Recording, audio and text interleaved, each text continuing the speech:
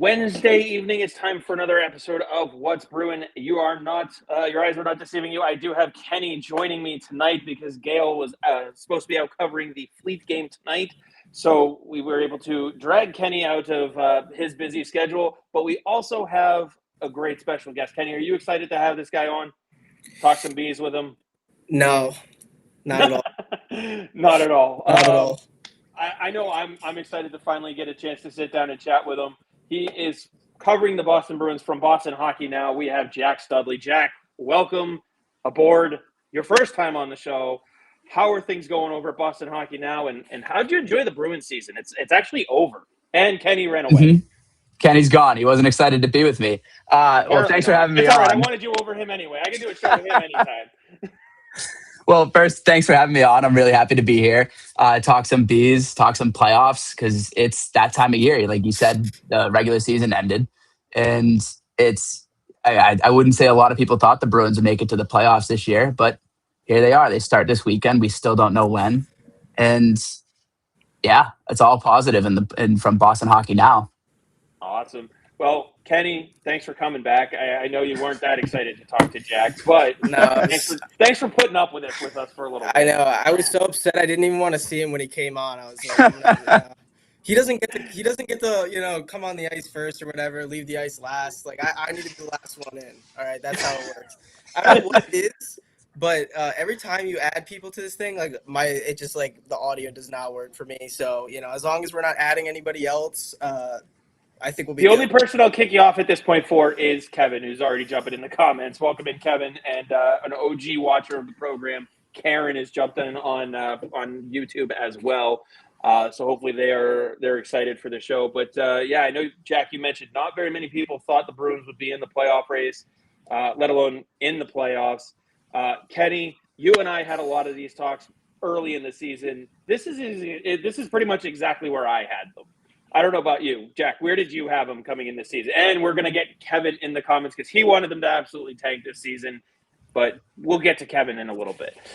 Mm-hmm. So it was obviously, I feel like a lot of things had to go right for the Bruins to make it to the playoffs. And when I look at last year, the big picture as a whole, it was just it seemed like everything that could have gone wrong did, like Murphy's Law. Everything that Swayman held out bad year, and Montgomery didn't last. Sacco didn't really pick up the steam. Everything that could have gone bad did.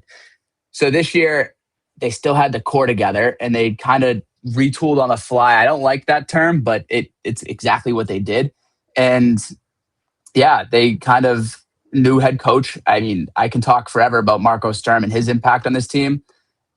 I just feel like everything that kind of needed to go right for the Bruins did. And even without later in the season, the power play was something that needed to be changed from last year. And it was until the Olympic break. And then since the Olympic break, it started to look like we saw last year. Still, enough has went right that they can kind of let go of that. And here they are in the playoffs. Yeah, and real quick, Kevin says, oh, look, someone who acknowledges that most people didn't think the Bruins would be in the playoff race. Kevin, I never said that that's not what people were saying. I said those people were wrong. I said, and Kenny, you can remember this, I said they would be in the wild card race. It might come down to the last game of the season for them to make it or not, but that they were going to be a legitimate playoff race team. And that's where they landed. Now, we know they have their first round matchup against Buffalo. Obviously, they've kind of stuttered coming into the playoffs. I guess is probably the best way to put it. I'm actually excited for the first round matchup against Buffalo. They went 3-1 against this team all year. How could you not look at Buffalo and go, the barn's going to be loud as hell and you don't have home ice, but there's nothing else about Buffalo that makes me go, I'm scared to play them. I want to avoid them. It's Buffalo. They are still Buffalo. Yeah, I completely agree. At the end of the day, they're Buffalo. And it's weird that, and I look back, December 15th is when Jarmo Kekalainen came in. I don't know how, I understand Kevin Adams, maybe his mind wasn't in the right place, and Jarmo comes in and there's a change in the front office, and then it translates to the ice. So they're a completely new team since the GM change. I still don't know. Yeah, exactly like you said, Chris. I don't know nothing scares me about the Buffalo Sabres. Yeah, they had two good goalies that had really good years this season. No playoff experience. Lyon, you can say he has a little, and actually against the Bruins, but I think he's only got 4 games though. yeah, Like, okay, half that's not as a much as you're right. Swayman, but nowhere near the production level.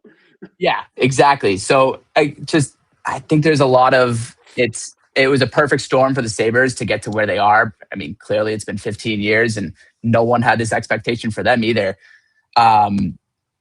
Nothing on that team really scares me, I guess. They have a lot of talent that finally has pieced it together, but yeah, that's kind of it. I still think the Bruins are a better team, but before the goalie battle 100%.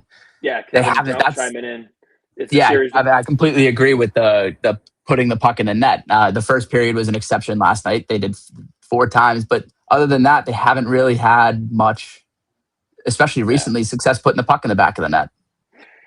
I mean, I do. I think you can physically see the team getting a jolt from the addition of James Higgins jumping into the lineup, and I think once you get back, because even last night's game, like you lose Zaka partway in. Sounds like it was for a positive reason for family stuff. So that's more or less a hey, if this wasn't game 82, you're staying with us here. Mm-hmm. That kind of thing. Also, if it was game 82, it sounds like Middlestat would have been in the lineup. Like this is literally the last basically 3 games have basically been I don't want to say we're not trying as hard, but like you have a little bit of a banged up injury, we're gonna sit you. Like they backed in, but like technically they backed in, but I mean, look at the lineup they threw out there on Sunday in Columbus. Yeah. Exactly. Like, is James Higgins going to play? Well, if we knew those 6 players weren't, everyone would be like, yeah, James Higgins probably your 1C in that lineup. So absolutely, it's going to be great. And I like David's comment here. Sturm and the hiring of Steve Spott were great additions. Absolutely. I don't know if we have details on what Steve Spott's contract looks like. I haven't seen any anything. of that info? Okay. Mm-mm. And I know that depending on where, because I'm pretty sure he's a Pete DeBoer guy. So might be one of those things where, when next season rolls around, you might be at risk at losing him to the Islanders because they all have outs in their contracts as assistants. But like, even still, I think just having him here for the year, I mean, if we look at Marco Sturm as a head coach, he's the type that is constantly learning. So he clearly learned something from Steve Spott, even just in the 1 year that he was here. So, I mean, I do worry that they lose Spott. I mean, how could you not want to go coach Matthew Schaefer? I mean, I know. Kenny's our resident Matthew Schaefer expert right now, but how could you not want to go coach some of those guys? Well, I can tell you right now that talking with people that are closer to the New York Islanders, I'm definitely more of the Bridgeport Islanders guy. Pete DeBoer has said that he's good with a lot of the he's comfortable with a lot of the assistant coaches that they have now. And then I mean, not that it really matters, but I know Evan Gold is another person that's on the management tracks. I've heard his name thrown around for other teams, not the New York Islanders. So I'm surprised we're not hearing his name more. I mean, Jack, obviously, watching a little bit more Providence as well, that he's their general manager. He's someone to worry about for this Bruins team to lose. I'm just surprised we haven't heard his name more. Same.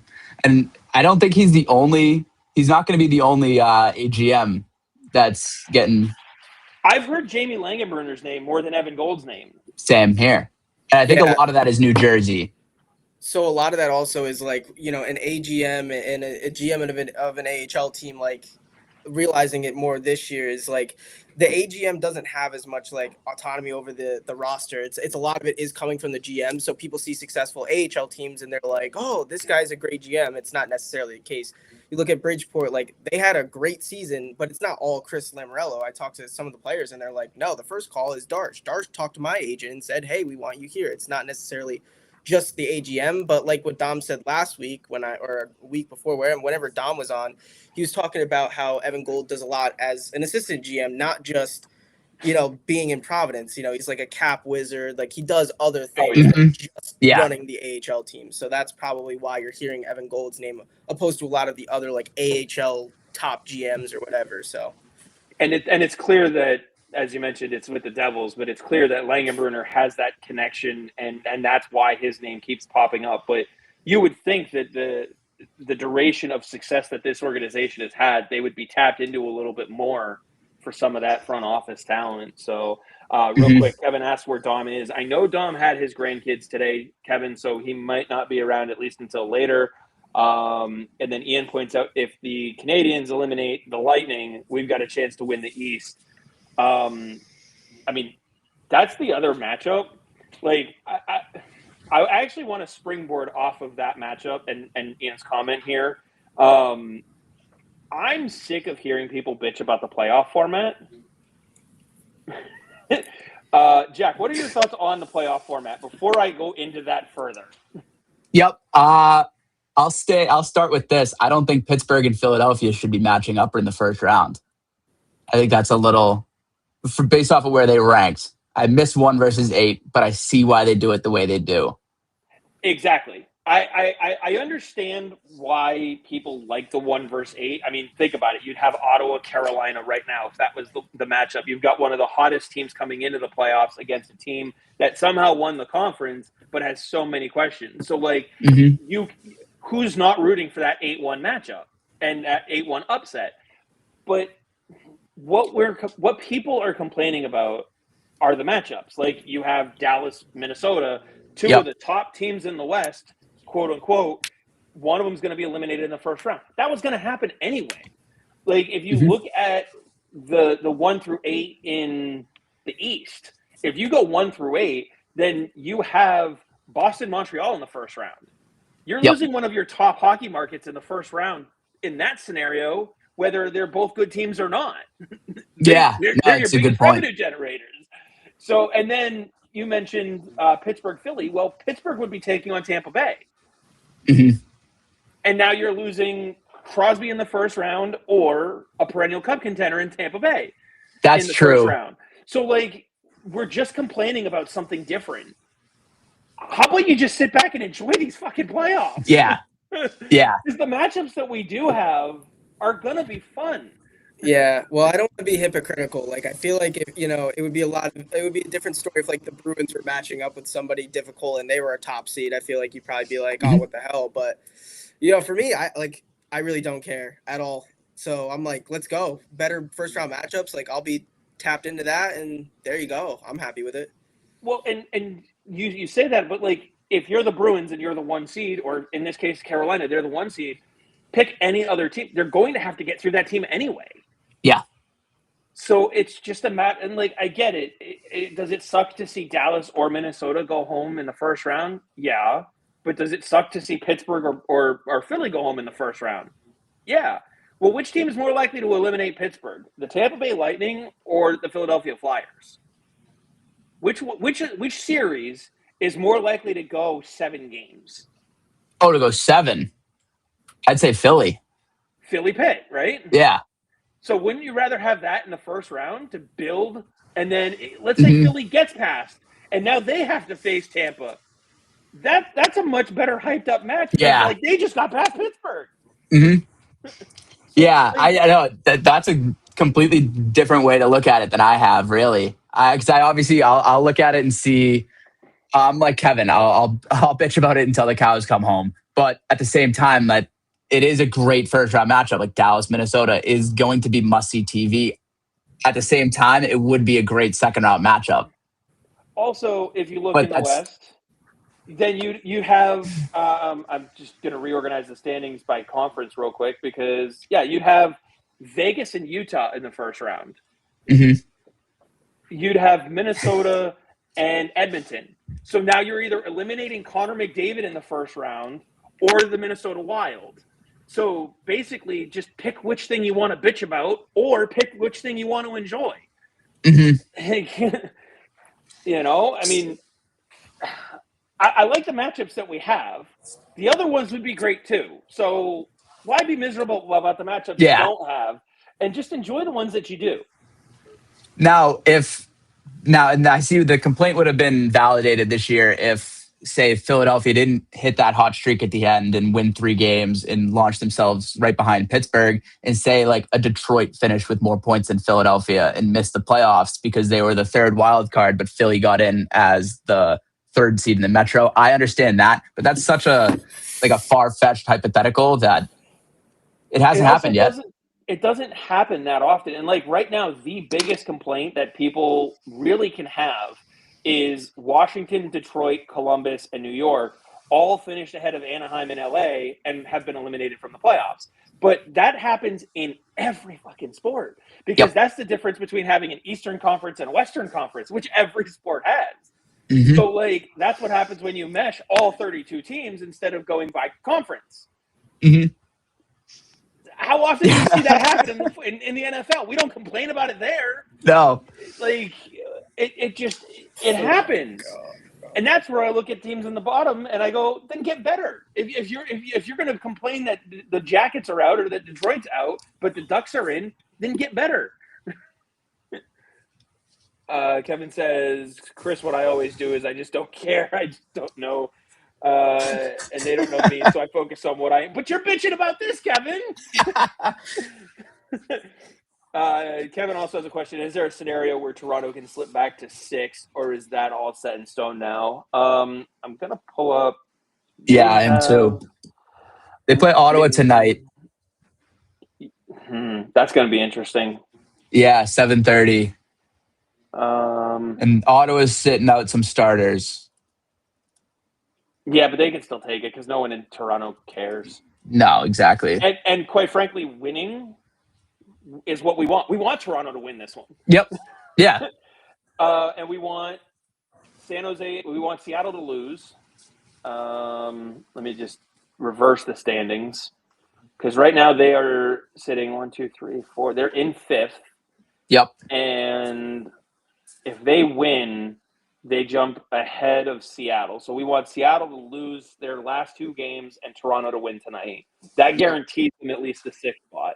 Obviously, the draft lottery can still shuffle them around a little bit. I don't think they're completely out of a top 3 finish, so they're not locked into anything.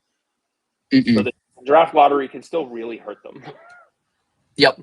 And of course, I see the hypothetical, and it said the worst case scenario for a Leafs fan. And I think this is just the worst case scenario for a lot of hockey fans is Florida winning the 1st overall pick, but bumping Toronto back down. I think the bumping Toronto back down is why it's so bad for them because Boston would get their pick. But say they finish 5th and Florida wins a lottery to move their pick back down to 6 and give it to Boston. Yeah, I mean, just hypotheticals.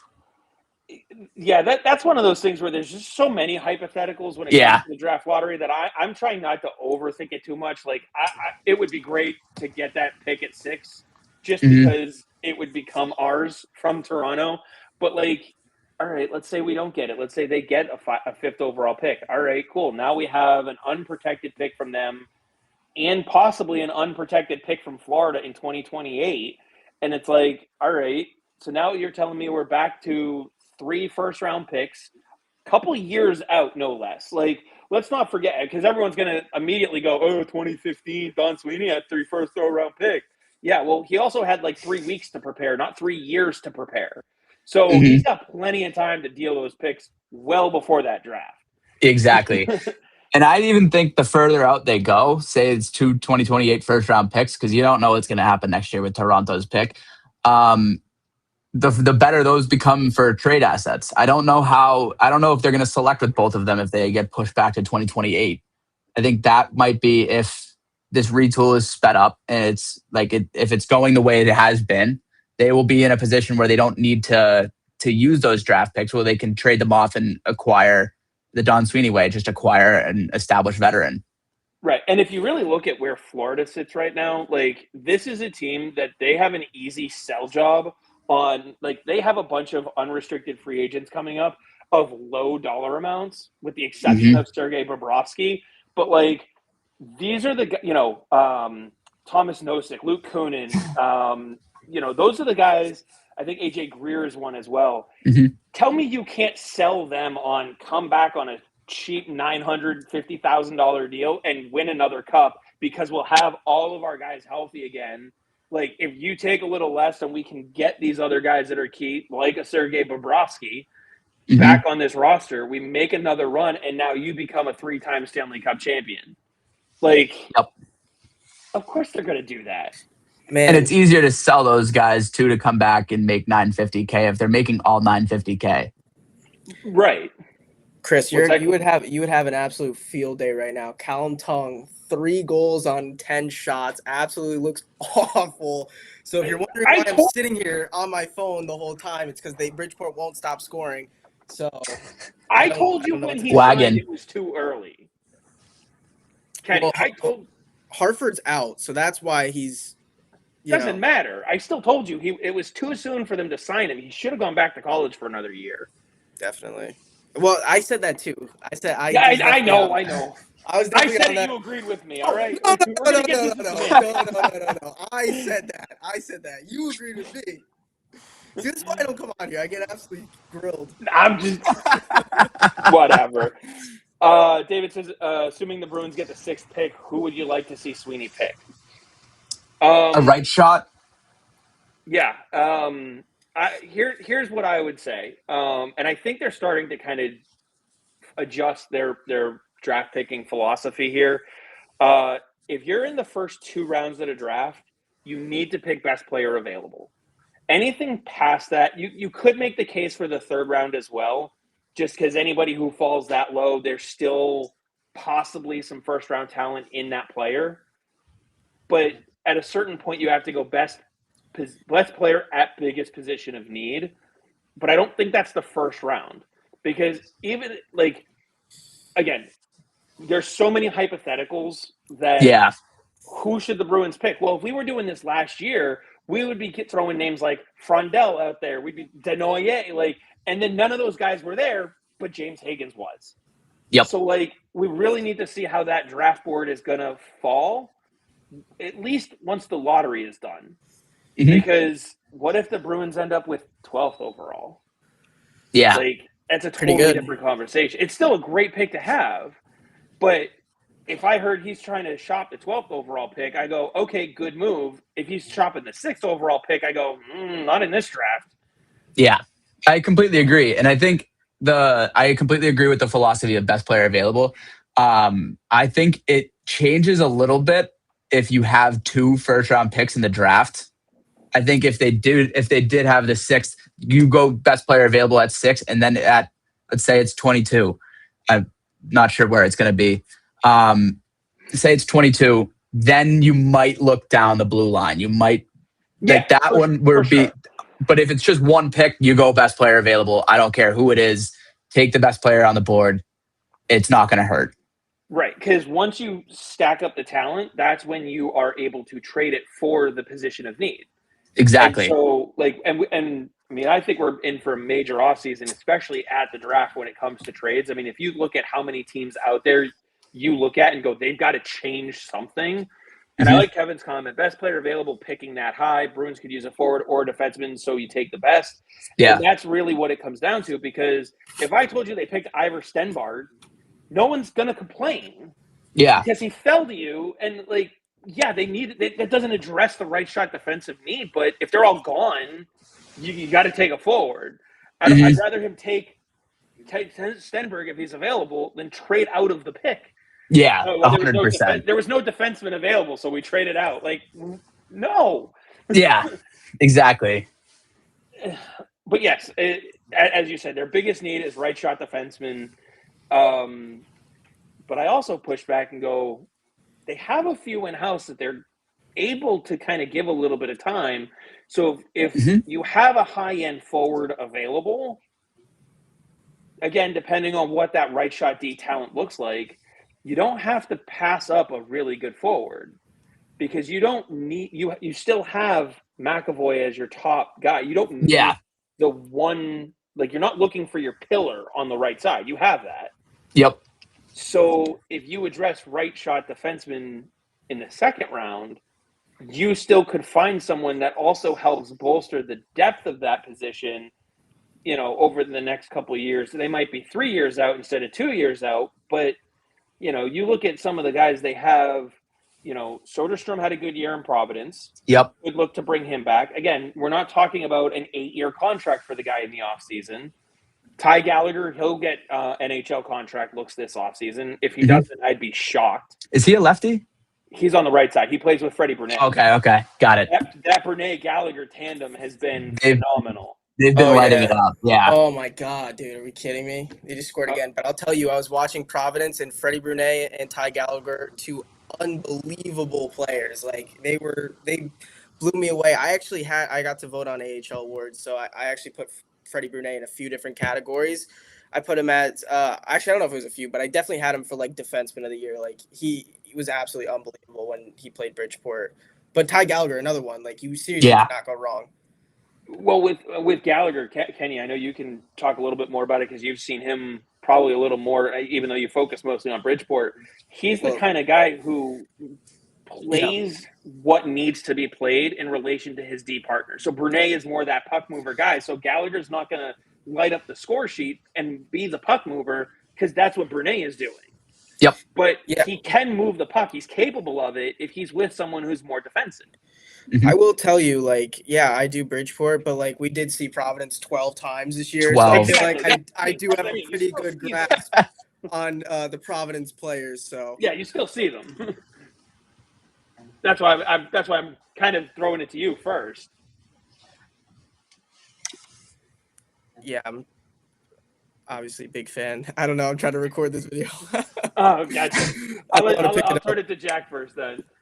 Yeah. So I think to Gallagher, just to Gallagher a little bit. Sorry. I like what you said about Brunet. I think actually, can I talk about Brunet for a second? Because I think he might be.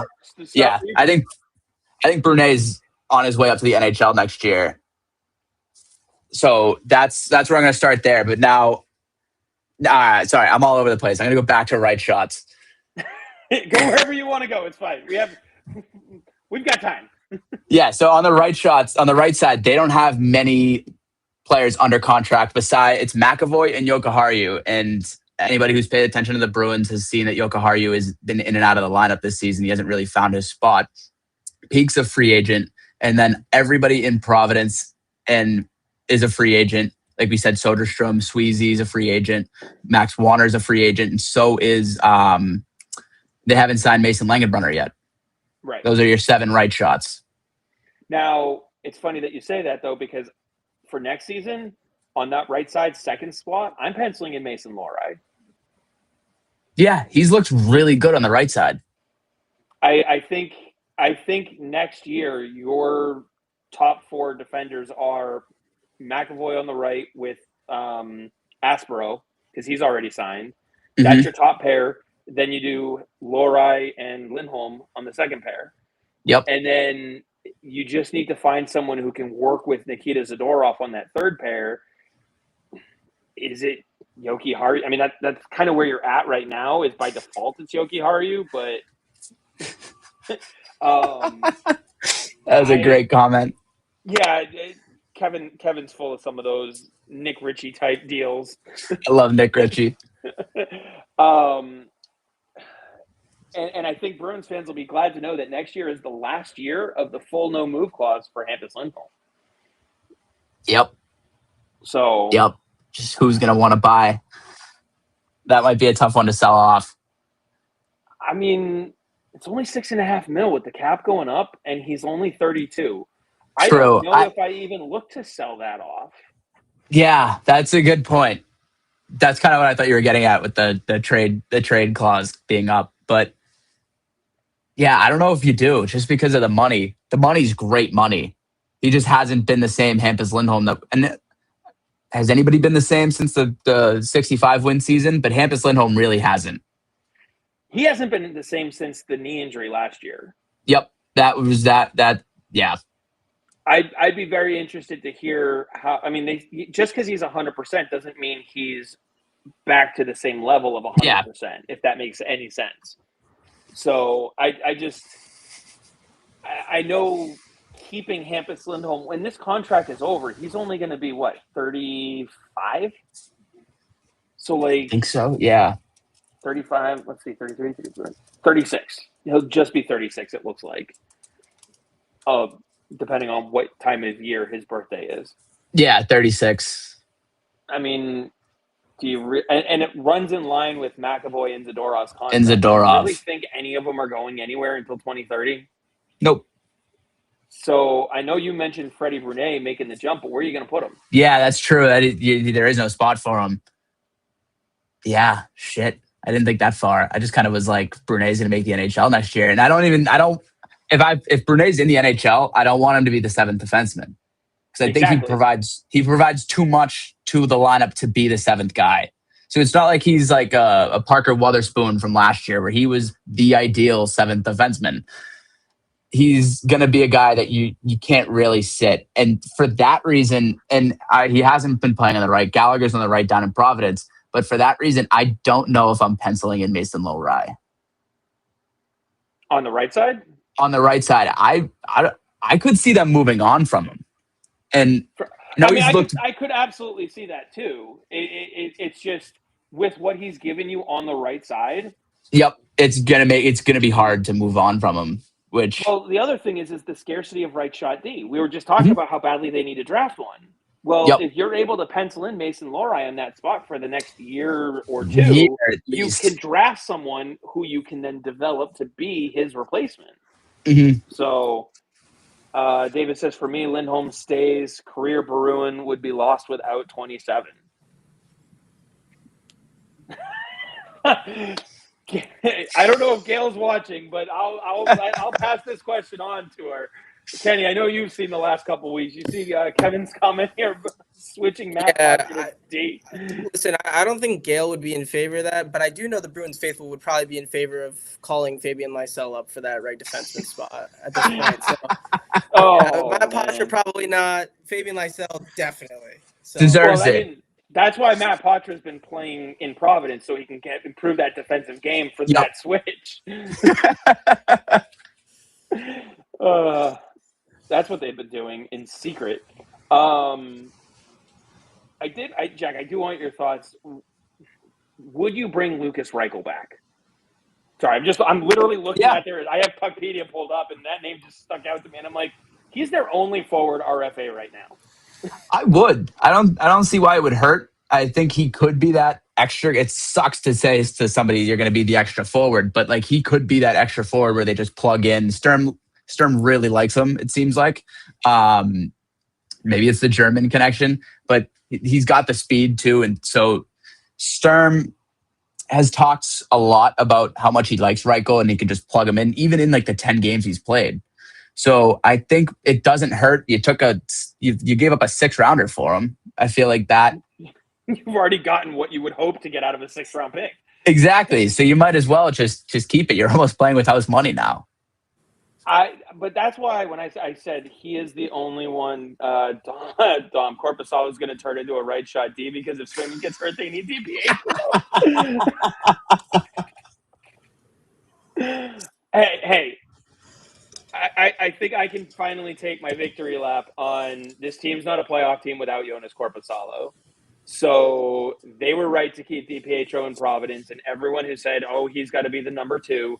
Yes, he's probably by far, well, I don't even know if I'd say by far, but he is one of the top 2 goaltenders in the American Hockey League. Sorry, we got to put Sebastian Cossa up there too. But he's in the right spot for him right now, for this team. You're not Vancouver. You can't give this guy an opportunity. You were fighting until game 80 to get in. Yeah. You can't just throw it away like that. Now, next season, you might be able to. But this year, I think, go ahead. I was going to say, what we were talking about before, I look at this roster, and because so many of them have contracts for next season, many of them beyond that, I think we're going to see a massive shakeup this offseason. Regardless of what I think the best thing this team can do right now is make either a first-round exit or a Stanley Cup run. Nothing in the middle makes any sense because anything in the middle, you're going to sit there and you're going to look at this roster and go, it's so close. Yeah. And so you're going to be so tempted to keep it together. A first round exit, you can at least look at and go, well, we were barely good enough to get in. We made some noise in the first round, but we still have these clear areas where we need to improve. A Stanley Cup final appearance, while we lost to the best team in the league, we can still afford to essentially blow it up the way we wanted to or felt we should have coming into the year. Because are you really going to duplicate Middlestad, Zaka, Arvidsson again next year? I know. That's a tough question. I'm starting to see a lot more. Are you going to, or are you going to even have Arvidsson next year? But assume you re-sign him, because I know people Yep. are saying a 3-year deal, 5.5, like that. That's not a bad deal, and I'm not saying don't bring him back, but you reunite that line for last year. Well, what happened in the second year that we saw the Coyle Geeky line with Frederick? Yeah, it was never the same. it The second regressed. time through. Yeah, it. Mm-hmm. So I look at it and I go, you kind of almost need to bring Victor Arvidsson back, because your only other option right now for that high of a winger in your lineup on that side is Fabian Lysell. Mm-hmm. So, which depend. I mean, what do you think the organization's relationship is with that guy right now? I mean, I wish I knew more than I do. It just doesn't. It doesn't look good from my perspective, and it's more my perspective on the Bruins and Lysell is more outside looking in. That's where we are all at. Yeah, we're all there, but I just nothing this year really, and it sucks that he got hurt towards the end of the year, but I just didn't see an opportunity for him to get called up. If they're calling Merkulov up, they're not calling Lysell up this year. Well, I mean, I'll also say, watching Lysell this year, I was not really happy with what I saw. I mean, you'd expect somebody who played at the end of last season to come out and play with some fire after getting a taste of the NHL action. Mm-hmm. Talking to some players down here, they get that taste, and then the rest of their career, they want to get back there. That's it. Yeah. That's how it is. And obviously, even if you don't play up there, but once you do, it's like coming down is like an insult to them. It's like personal. So for watching Lysell this season in Bridgeport, I was like, man, this does not look like somebody who just wants it. It does not look like somebody who's striving to get to that level. There was a lot of bad turnovers, a lot of chances I thought that he kind of took away. There's a few times where he had opportunities to shoot the puck, but he kept trying to look for a pass. It just didn't work. And then when it comes to the injury, that's all his fault. I mean, why are you dropping the gloves with Jackson Dorrington? Why? You're up by 8 and you're dropping the glove? Do you know you're Fabian Lysell, right? You're not Joey Abate? Dumb. It was so stupid, and I'm sure the people in the Bruins front office told him the same. You are not dropping the gloves. You're not that type of player. You do, especially in an 8-1 game against the Hartford Wolfpack, who are last in the league right now. You absolutely had no business fighting. So when it comes to Lysell, it was the same thing last year, where I didn't necessarily think that he was all that close, but he comes up, plays a few games. He was better towards the end, but this year I was just like, man, this does not look like somebody who's played in the NHL and wants to get back there. That's just my 2 cents on it. Kenny, you sounded like me, a Fabian Lysell hater. Dude, I don't cover the team. I have no opinion. It really did take the fandom out of it last season, covering the team for a year. I'm just gonna tell you straight up, I want everybody to succeed. Obviously, if I'm covering them, it's cool that they get their NHL opportunity. I was really happy for, Liam Foudy and Victor Eklund. I mean, Eklund's the greatest guy ever. The dude, this is a sidebar. The guy comes from Sweden, right? Gets 3 hours of sleep in probably some shitty hotel in Bridgeport, which I don't even know if Bridgeport has a hotel. It's probably a Motel 6. And he comes to the rink, he practices, plays a full game, plays in overtime, scores the shootout winner, and then comes off as the nicest guy ever. And then I ended up getting to talk to him again for an exclusive thing. So that, obviously I want to see those people succeed. I just, I have no skin in the game at all. So I'm only going to shoot you straight. And the same with the Bridgeport guys. I'm going to shoot you straight. I don't care. I have a, reputation to uphold. I'm not going to give you false information, but, yeah, Lysell just hasn't earned it. And then obviously, again, side note, like, you know, I could have BS'd everybody all season, and then like now they're in the playoffs and the Islanders aren't, and now all the eyes are there, and then people are gonna be like, what the hell have you been talking about this whole year? This guy sucks. Why are you pumping his tires? But that hasn't happened yet. Everybody's been like, oh, I see what you're talking about. I'm like, yeah, thanks. I mean, I've only watched, 72 games. Like, Yeah, 70 some odd who games. would have thought I knew what I was talking about? And as Kevin points out, this is why Fabian Lysell fell from a top 10 pick to us at 21. The question was, does he have what it takes upstairs? He has all the skill, but if he can't operate upstairs, none of it matters. Boston Bruins is saying this is Fabian Lysell is another in a long line of high draft busts by Sweeney. But can you really call someone who has the talent of a top 10 pick, but falls in the first round that far? Like, we're not saying, oh, he dropped from a top 5 to 7th overall, like Hagen's. Like, we are legitimately talking about someone who fell out of the top 10 to 21. 21, yeah. First of all, is he at a point right now where we can officially call him a bust? Because there's still plenty of time in his life for him to figure it out. Yeah, and I know. Is it really on Don Sweeney, or is it more on the player at this point?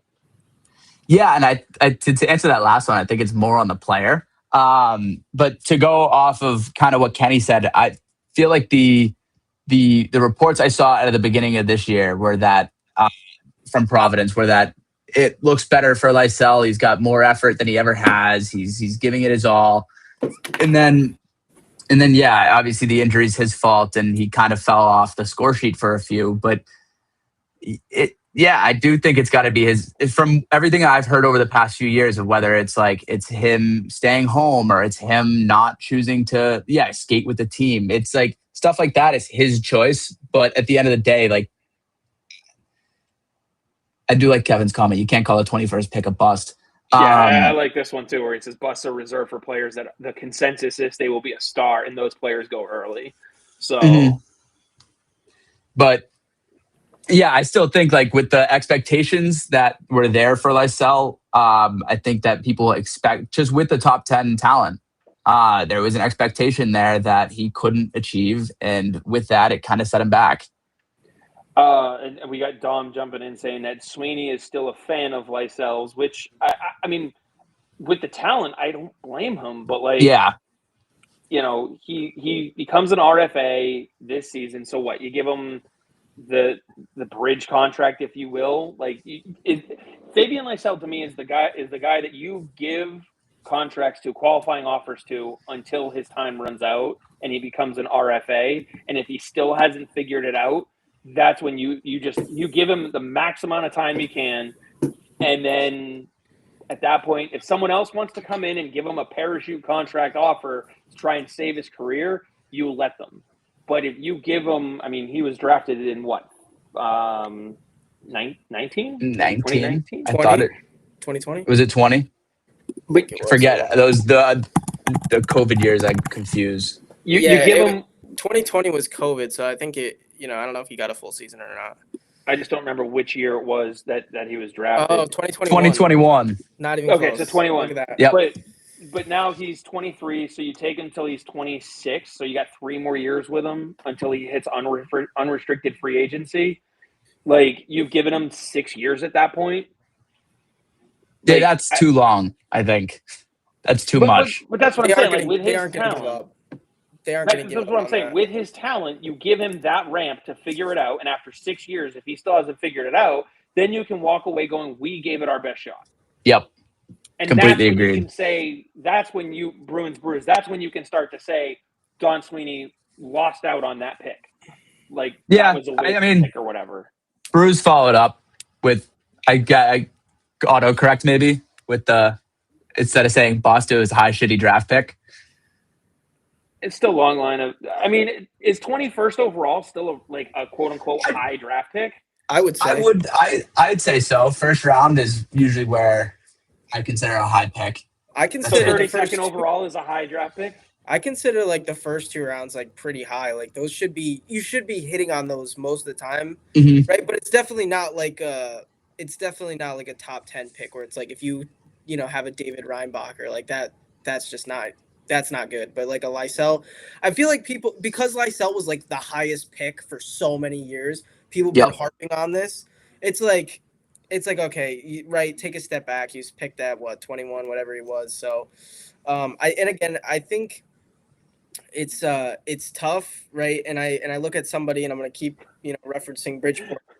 We've got the goalposts moving again. Hold on. Now it's just picks in the first round. So, well, let's see. If we go back to 2015, right? Oh, great. We're just doing so. Yeah. Zboril was an NHL player before he got hurt. He was slated to be McAvoy's D pair on the first pair. Yep. And then he tore his ACL and just decided not to come back to the NHL. Jake DeBrusk is a consistent NHL player. Like him or not, he's a 30 goal scorer, 25, 30 goal scorer. Zach Senyshyn, okay, there's a loss. So right now you're 2 of 3. McAvoy, I'd say that's a hit. Yep, McAvoy's an absolute hit. Trent Just pull Frederick's up the played over list. 400 games in the league. So I have to give that to him. Yeah, it worked out for the Bees a few years. I mean, Edmonton's probably regretting that contract by now, but that's he's an not your fault. NHLer. Yeah, exactly. He did. He's a 7th Player Award winner. He's got 8 years of another contract, so he's going to be in the league for another 6 years minimum. Are you talking about the Trent Frederick contract? Yes. That was the dumbest. I'm sorry. Like I think the world of Trent Frederick, especially with his time with the Bruins. But any moron could have told you, why would you ever do that deal? And then wasn't it early in the season, like he was getting scratched? Oh yeah. Like, and that's like not that crazy. Like I could definitely see him getting scratched. I was less shocked about him getting scratched than I was seeing that he got an 8-year contract. That was more concerning to me. Yeah. Then their next first-round pick was Urho Vakanainen, who's not bad. Hampus. Yep, he got you Hampus, but also he's been a top 4 defenseman for 3 other teams now. Also so played for Team Finland at the World Championship or whatever it was. Not the World Championship, but like the one that was in Four Nations. Frozen. Yeah, that's what it was. 4 Nations. So, how did I forget that? So that's a win right there. Okay, let's throw John Beecher in the loss column. So like basically he's maybe 500, but then his last 2 were Dean Letourneau and James Hagan. So now he's over 500. So like 2015 really weighs him down when people look at the big picture of Don Sweeney's first round draft picks, and people throw Zboril into that like losers category because he didn't really work out for us. That was all injury. So that one, like you said, is tough. But I think he does get a pretty bad rep for his drafting. Just going through them now, they're not all misses. No, it's a media-driven narrative that he can't draft. And then if we look at his draft 2024 draft, Elliot Gronwald, Loke Johansson. Loke Johansson was a 6th-round draft pick. Yeah. Yep. Like, he hasn't done much this year, though. Okay. I think he's getting scratched up in Maine, which is... I'm not sure that Maine is doing everything right to filter into the NHL. Yep, I completely agree. Completely agree. They're not. Their priority isn't the Boston Bruins, but remember how people were harping at John Beecher for the face-offs? That's where Tom throws this in. Yeah, he was like, and what was he? He was like 53%. Like, okay, great. Like, okay, yeah, we're not going to move you. Like, we're not going to put better players in the lineup because you win 53% of the faceoffs. Let me go out. Let me work with like Patrice Bergeron for a year, and I'll go win 53% of the faceoffs in the NHL. Let's see. Listen, I'll tell you, right? It's not that difficult because Bridgeport only had 1 natural center coming into the year, and now they have 3 guys who are like in the top 20 in the AHL in faceoffs. So, not that difficult. Sorry. Mm-hmm. Yeah, and real quick, he's at 44%. With Calgary. Wow, that was not the elite face-offs guy that they were thinking that they were getting in that. So, yeah, and as Kevin points out, it's not the NFL draft where you're usually getting half your draft picks playing games for you in an actual impactful manner. It's also not that they're jumping right in. I mean, think about the NFL draft. These guys are 23, 24, 25. You're drafting NHL players at 18. You're hoping the guy 18. just turned 18 and qualifies for the draft. Yeah, you look at some of the draft picks, it's like those guys literally like they're playing like juniors, or like you look at what Everett Baldwin, the kid was just playing prep school hockey. He still has to play juniors and then college and then hopefully turn professional. Even though is turning professional already. I think he's suiting up for a few games with the Syracuse Crunch, so good for him. But there's so many more steps. It's like I can't believe people are so like, you wonder why those bottom picks like don't, pan out. It's because the kid's playing like, prep school hockey, or he's playing in juniors. Like he's got 4 steps before he even thinks about the NHL. Yep. Okay, now we're moving the goalposts again to players that he has developed. I mean, considering the fact that he took over as the director of player development in 2013, I think it was. Dom, if you're still watching, I think he'll know the exact year off the top of his head. But he was director. No, actually, I think it was earlier than that. I can't wait for Dom. I have to go to Google. Dom's probably typing so many players in right now that it's just taking forever. I know, right? Don Sweeney began as the director of player development in 2006. So it was even further back. All right. Yeah. So The whole time.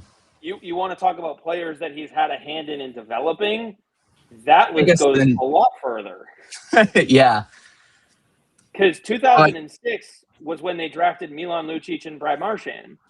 Yeah. Yeah.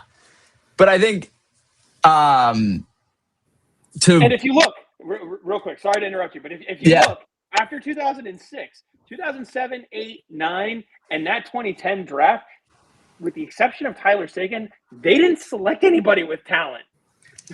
Mm-hmm. Like, you're talking about Jordan Caron, who played 100 and almost 60 games in the NHL. Like, your best player in the NHL. This is just like other teams had access to these players for more than a decade after that. Your best player, other than Tyler Seguin, was Ryan Spooner. That's not a player development problem. That's a player drafting problem. And that was not on Don Sweeney. Yeah, but I guess, and it's tough to say, like, I think the draft that I saw most recently, probably in the news in talks with media is, and we talked about Gallagher already, but the 2021 draft class, just because Andre Gausseau might not turn pro with Boston. So it's some reports. I don't think he will. But I don't think so either. Why would you give him the contract to break into the NHL?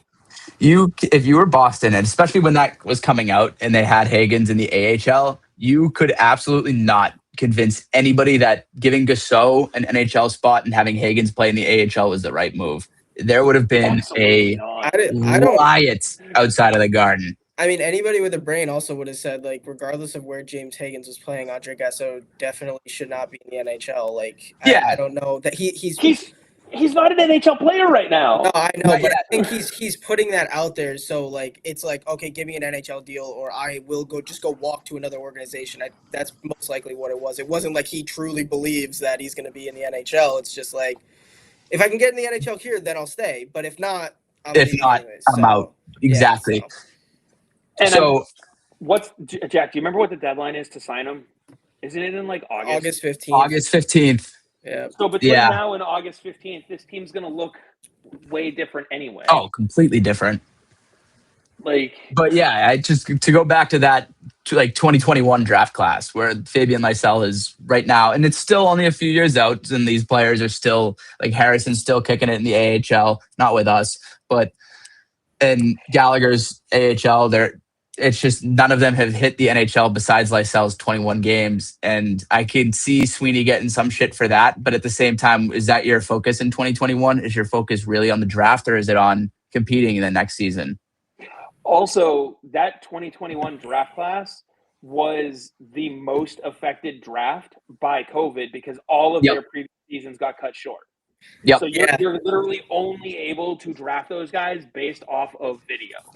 So Yep. I have not a Dom Tiano type story, but I like to think that I'm like a smaller version of Dom. Dom obviously knows way more than I do, but it was funny that you mentioned the 2021 draft because my guy right here, Matt Maggio, absolutely unbelievable guy, great guy to talk to. He was telling this story and he was like, 2021 2020 I couldn't play in Canada, so me and a few other people, and I think Logan Mayo was one of those guys as well, went over to Sweden to play in the third league, the Hockey Etan, and there was nobody in the building. So like NHL scouts would come like 3 at a time and then watch them play like 3-on-3. And he was like, people had like the worst habits. They were trying to dangle people. There was no defense. It was horrible. Like we looked like shit. We were out there like you said, just dangling people, no defense, making the worst passes you ever seen in your life. And somehow he was just like, I got drafted anyways. But that's how it was trying to get drafted in 2021. It was just like they had nothing. Mm-hmm. And for perspective, Maggio went in the 5th round, 142nd overall. So like let's see where he compares to Fabian Lysell in the AHL level, and like it just and I mean, Dom's already chiming in. Maggio's fantastic. So it's actually funny too, because I actually was looking up something because I like to have some facts before the game or whatever. You like to have facts? Why? I like to have facts before the game. Well, so these are like fun facts, not like the whole fact, but Dom tweeted out like a while ago that he was like Brett Harrison and Matt Maggio playing on the same line in Windsor, and I'm like, oh, this is an awesome stat to give somebody on the broadcast for the thing, and I was like, Dom, thank you for that. I know Dom has no idea what I'm talking about, but it was like years and years ago. I guess Brett Harrison got traded at the deadline to Windsor. Dom will probably tell you, but playing on the same line as Maggio, that was a fun one to bring up on the broadcast, I guess. So thank you, Dom. Well, and it's funny because you mentioned Brett Harrison before, Jack, and like it just people don't watch him. Like you want to call the guy a waste of a pick, but like watch him shoot the puck and then watch him go to a board battle. Mm-hmm. 2 different players. Yeah, I mean, completely. And it sucks that he went because I liked him, but Dom said I can't remember, but Maggio played for the team that blocked me on Twitter. Yeah, I'm not shocked. This was like 2021 that you posted that. I was like, oh, this is good. Thanks, Dom, about Windsor. But let's see. Good question from David. Looking from an ownership perspective, how much dollar value has the organization increased under Sweeney and Neely, currently valued at $3.5 billion? I don't know. Stop buying tickets. That's the first thing. Like if you're pissed off, like don't go to the games. That was funny. Who was it last year? It was like, are you gonna like take whatever percentage off the season tickets? I was like, wow, that's awesome. Oh yeah, the question. I don't know if one of the B&G guys was there for that, but I was like, oh my god, that's a great question. All right, I got something in 2006. I guess Sweeney started in 2015, but I went back to 2006 when he was player development. They're valued at $235 million. Yeah, David said that in 2015. It sounds like they were $750 million. So yeah, I'd say that value has gone up quite a bit. Yeah. Don Sweeney has made them a lot of money. And if your counter argument is 2 draft picks for Dallas, like I would sit there and go, great. Someone always hits the dollar at some point on Wheel of Fortune, or on Price is Right. Like someone's going to hit the dollar if you spin it enough. Like it just sucks because Dallas always does. It feels like. It feels like, but actually, if you really look at their draft, like they've hit on a good couple first and second rounders, but beyond that, they don't hit on much. I'm trying to find their Stars history. There it is. I just want to see what I'm pulling up their draft picks now. They don't hit on much, but they do hit on some of those like later round picks that the Bruins have really haven't all that much. Well, the Bruins have drafted those later round picks later than others. The Bruins also Yeah, exactly. jump around the draft board a bit. But Thomas Harley was a first round pick, 18th overall in 2019. Did the Bruins even have a first round pick in 2019? Was that one of the years they didn't have it? Was that Frederick? No, he was earlier than that. Or was that Beecher? That might have been. That was Beecher. Year. Frederick was 16 first rounder. That was Beecher was 2019. Do people know why Jeremy Jacobs bought the Bruins? Probably not, Dom. If you're up for sharing that story in the comment section, definitely we'll pull that up as well. To make money? Is that a good guess? Yeah. I mean, that's, I'm sure, part of it. But yeah, I'm sure he didn't, buy it to lose money. Right. Also, Jack, since you're on there, look at the 2021 draft for the Dallas Stars. How many players from that draft have played in the NHL? 1 second. Yeah, this prospect. Yeah, 2. That's it. How many from 2019? Just Thomas Harley. How many from 2020? And just Maverick Bork. So maybe I just not bad. They draft well when they're drafting in the top 20. Okay. Yeah. Throw enough darts at the top 20 picks, you're going to get some guys with talent. It's not exactly. I would say it's not the flex that you think it is. To be like, well, this team hit on some first round picks. Okay, they had their first round picks because they didn't trade them away because they weren't trying to go for cups, at least as advertently as Don Sweeney was. I don't know. Anyway, with the roster that they have this year, I know someone asked about it earlier, and I really meant to bring up the pick, but the comment, but I want to say it was David, but asking about kind of the roster for next season, right? Who's tradable kind of thing. How much does this playoff run affect who you look at moving on from on this roster? I mean, if you can identify somebody that you were thinking about moving on from, I'll just throw Lowry out there because I said it earlier. If Lowry shows a completely new side of his game in the playoffs and becomes one of those guys where you can't touch, I think then you're locked into your defense, your 6th defenseman next season, and it's probably Jokiharju as well. But then again, I'm not going to go out and say Andrew Peake's going to have an unbelievable playoffs and ink himself a long-term deal here. But I don't think you're bringing Peake back no matter what. I don't think so either. I'm just trying to think of who. Did you say Soderstrom? He's going to be an unrestricted free agent after the end of this year? I think he's a Group 6. Yeah. Well, is that true? He's going to be up at the end of the year? Who? He is up at the end of the year. Yeah. Yeah. He's up at the end of the year. I mean, not that this is necessarily what we're talking about, but I have I don't know if he would come back. Just looking at the track record in his career, the guy just did not want to play for the Arizona Coyotes, didn't want to play for Utah, got traded to Chicago, didn't want to play for Chicago, gets traded to the Bruins, has an opportunity, does not play well at all. I think he had the worst preseason I think I've ever seen ever. He had a bad preseason. The preseason was awful.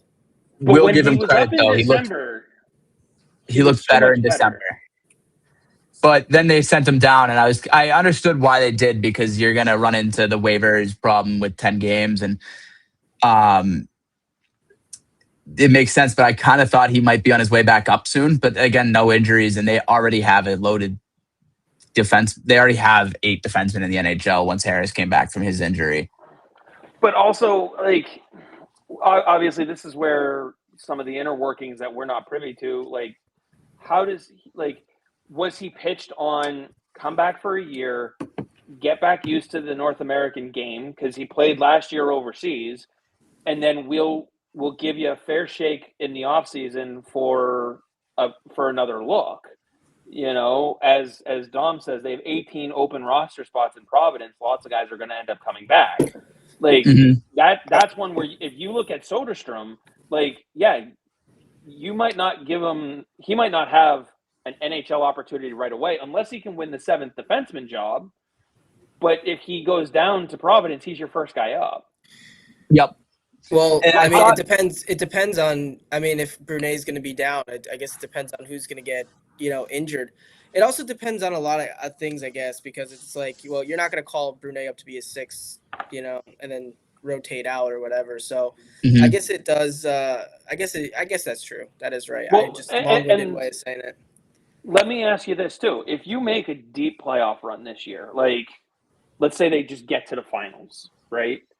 How do you feel then at that point trading a guy like Jonathan Aspero? What does making it to the finals have to do with anything for the? Increased value. Oh, is that for Stanley? Oh, are you talking about AHL playoffs or NHL? I'm talking about the NHL playoffs. Oh, If okay. if this I'm thinking AHL which playoffs. team Like, does what does that Buffalo have play to? on, Kenny? Okay. What does this? What does the value have to do if he's in the AHL playoffs? Oh my god. And I this was is why about I'm to say. asking. Hold on, Yep. this is why I'm asking, because Dom points out Brunei would need waivers and will absolutely get claimed. So would you rather put yourself in a position where you might lose Freddie Brunei on waivers or trade Jonathan Aspero, who has a 2-year contract just under $900K? Definitely move Yeah. Aspero. Aspero. So I think there's a lot of contracts on this team when you look at it from that perspective Mhm. that you're but you're also more likely to move on from Aspero if you either make a deep cup run or you're eliminated in the first round. Because if you get to that second or third round elimination and Aspero's playing really well, especially with McAvoy, you go, well, maybe we can do it with him.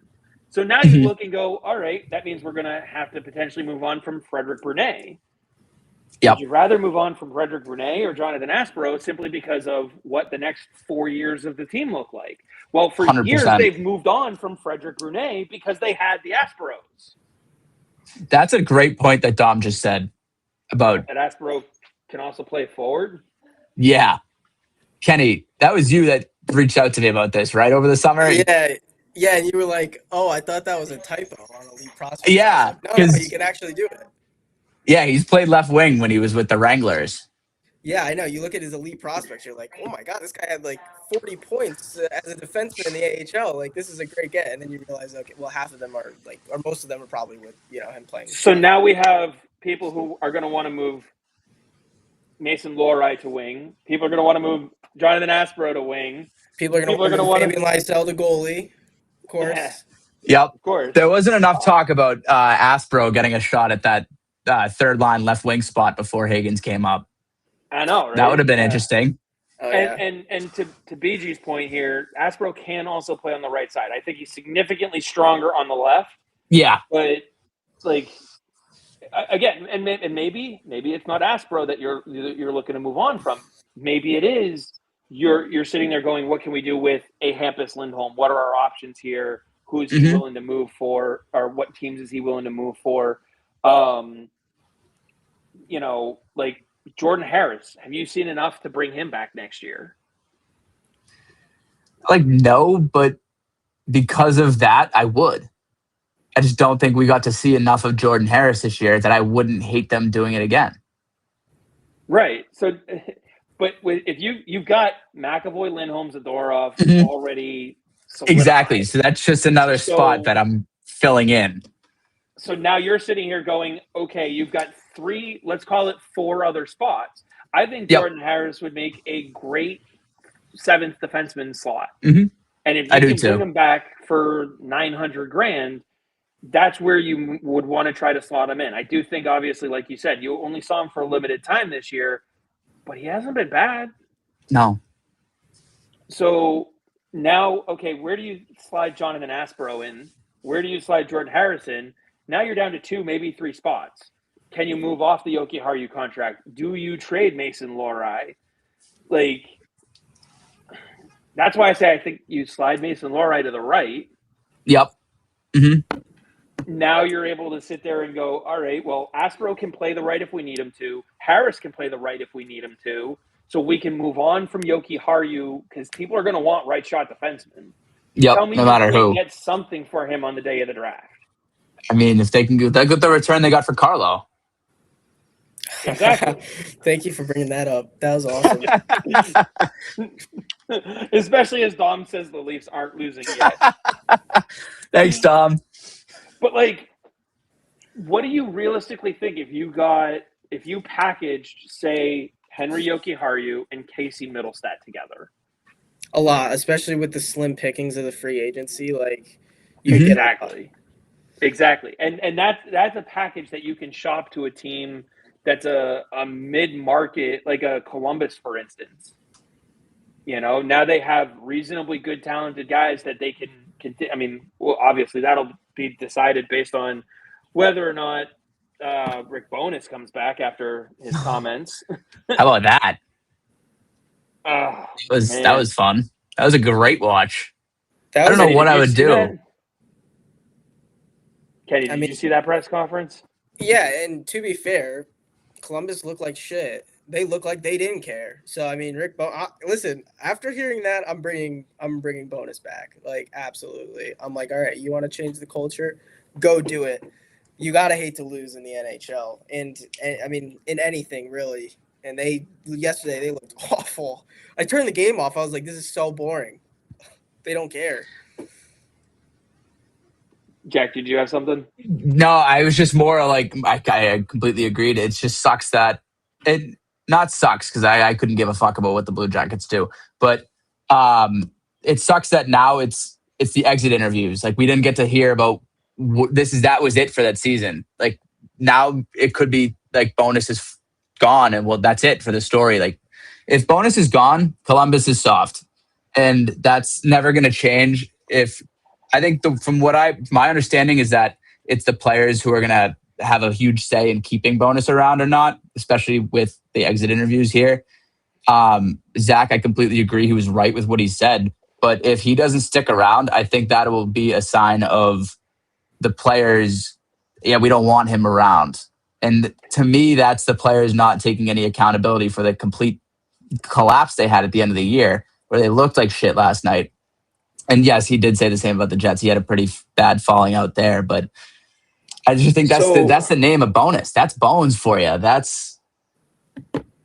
So here's where I'm at with it, right? I mean, you look at some of the guys in the leadership core about what he said with Columbus: Sean Monahan, Charlie Coyle, Connor Garland, Boone Jenner. Like, those are guys they have every right to be pissed off by it, because those are not guys that you look at and go, they don't care. But I also sit there and I go, you know who else said this too on his way out the door? Was Patrick Laine. Patrick Laine made the similar comments. He was crucified for it because everyone's like, oh, it's Patrick Laine. But like, okay, so if it's not Monahan, Coyle, Jenner, like, okay, well, what about Matthew Olivier? This is a guy that they have signed long-term. Long-term. Like, what about Miles Wood? Another long-term guy. And, like, maybe that's the type of – like, do you really think Zach Werenski falls into that category of guys who don't like to lose? No, I think Werenski was weird, though, because I feel like he didn't come back from the Olympic break the same. So Party too hard, probably. Yeah, Miami treated him well, but definitely. So he had a bit of a reaction today to it, and everybody I saw a lot of comments being like he's the last person that should be saying this. So yes, Dom, 100%. I'd be very interested to see how Cassidy would fit in there.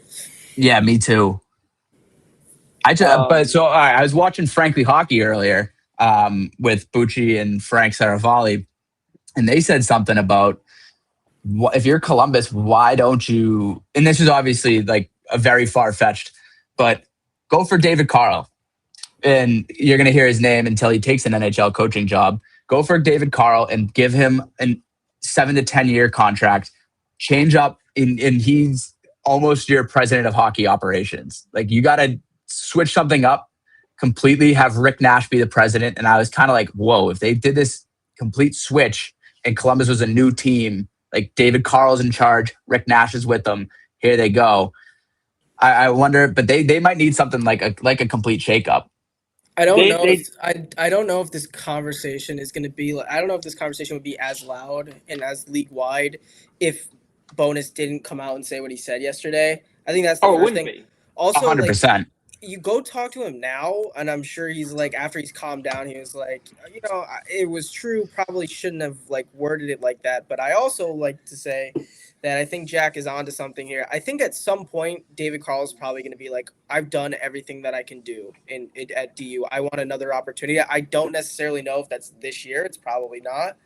No. But he's definitely a guy that is ready to take that NHL step whenever he's ready. But he just won another national title, back-to-back World Junior Championships. Like, Let me the ask you guy something, does it. because Kenny, you might know this. How old is his family? How old are his kids?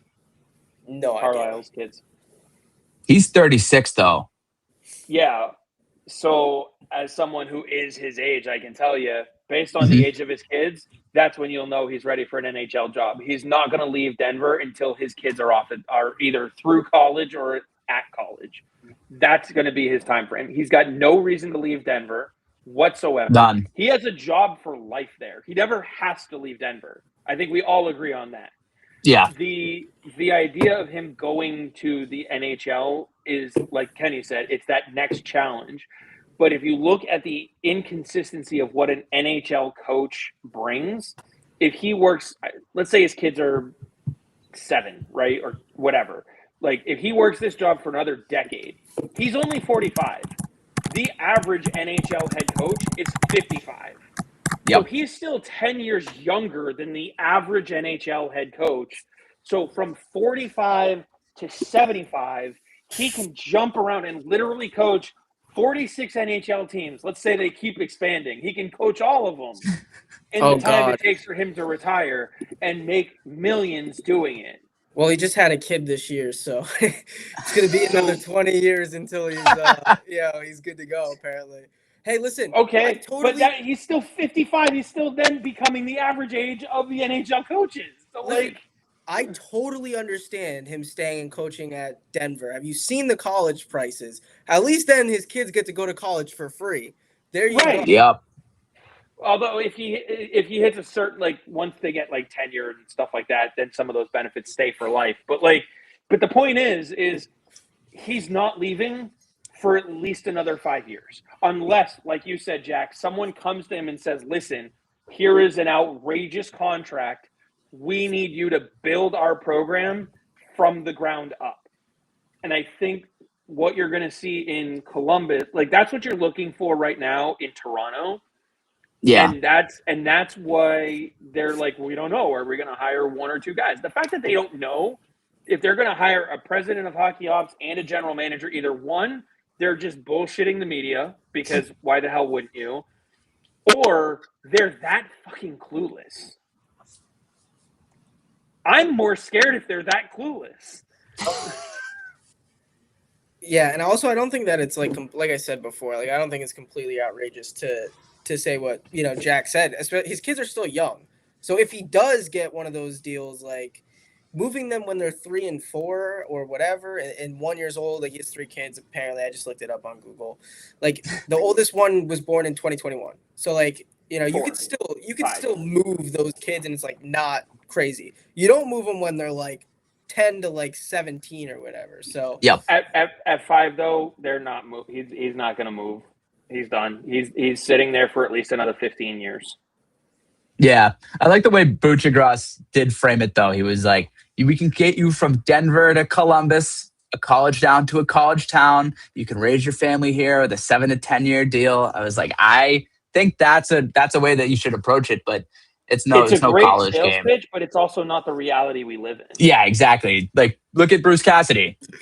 You got the Ken, they're in a playoff spot. Look at Patrick Waugh. Like, both of these coaches, you don't need to be in the playoffs to make sure your job is safe.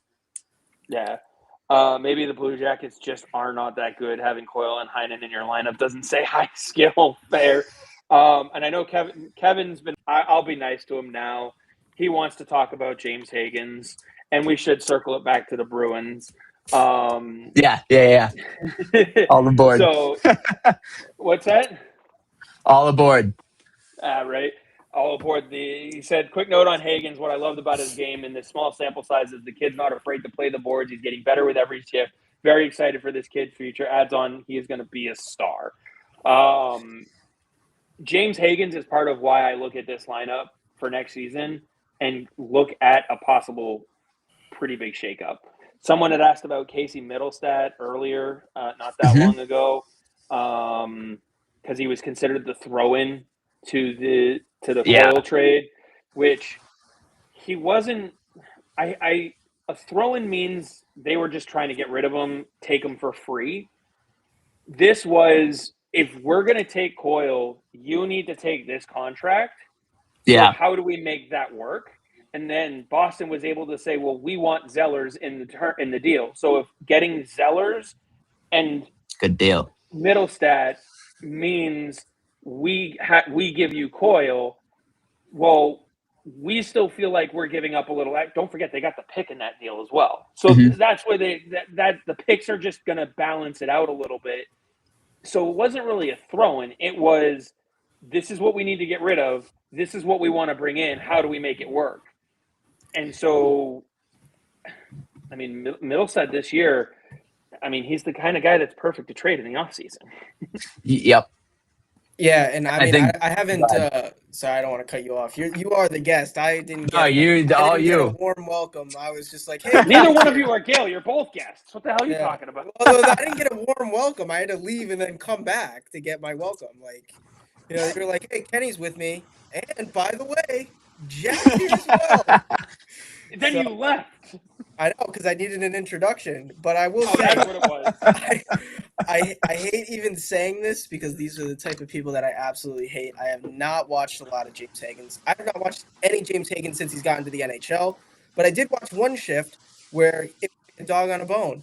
You know, he was all around. He was everywhere. He was breaking up plays. He was trying to get in deep. Like, he was great against the boards. And I'm like, listen, if you have the skill that James Higgins has and you have that kind of tenacity and you're willing to mix it up like that and you're willing to go 100 miles an hour, you're going to be good in the NHL. Like, you have everything that you could possibly want. Now we just need to see how he faces adversity. And I think the playoffs are a perfect time to do that. But I also think, you know, James Higgins is the type of player that you create room for. If you don't have a top 6 slot available, you make room in the top 6 to accommodate him. So we'll see. And that's why I see Middlestat, like Chris said, could be a Middlestat move, especially if he's playing on that left wing. He found a home there this year. That's the thing is, from his time in Buffalo, his time in Colorado, no one really knew what he was. Yep. And now you can legitimately say you're Casey Middlestat, second line left winger. Yeah. And yeah, Kenny said it right. Higgins is that's going to be the future of your franchise in a few years. And you make room for him. I thought they should have made room for him when he was ready to come up, but there was room for him in the third line. But that's besides the point. I think something, and going back to what Kevin said about Higgins' play on the wall, it was something that Ty Anderson asked him about yesterday. Just like, hey, James, is there anything that I know it's right after the game, but is there anything that you are looking to improve on from game 1 to 2? And that's what he said. He said his wall play, and you can notice it. So I think that all the small details that the Bruins were looking to iron out with James Higgins, he seems to have done that, whether it be at BC, Providence, or in his first 2 games with Boston.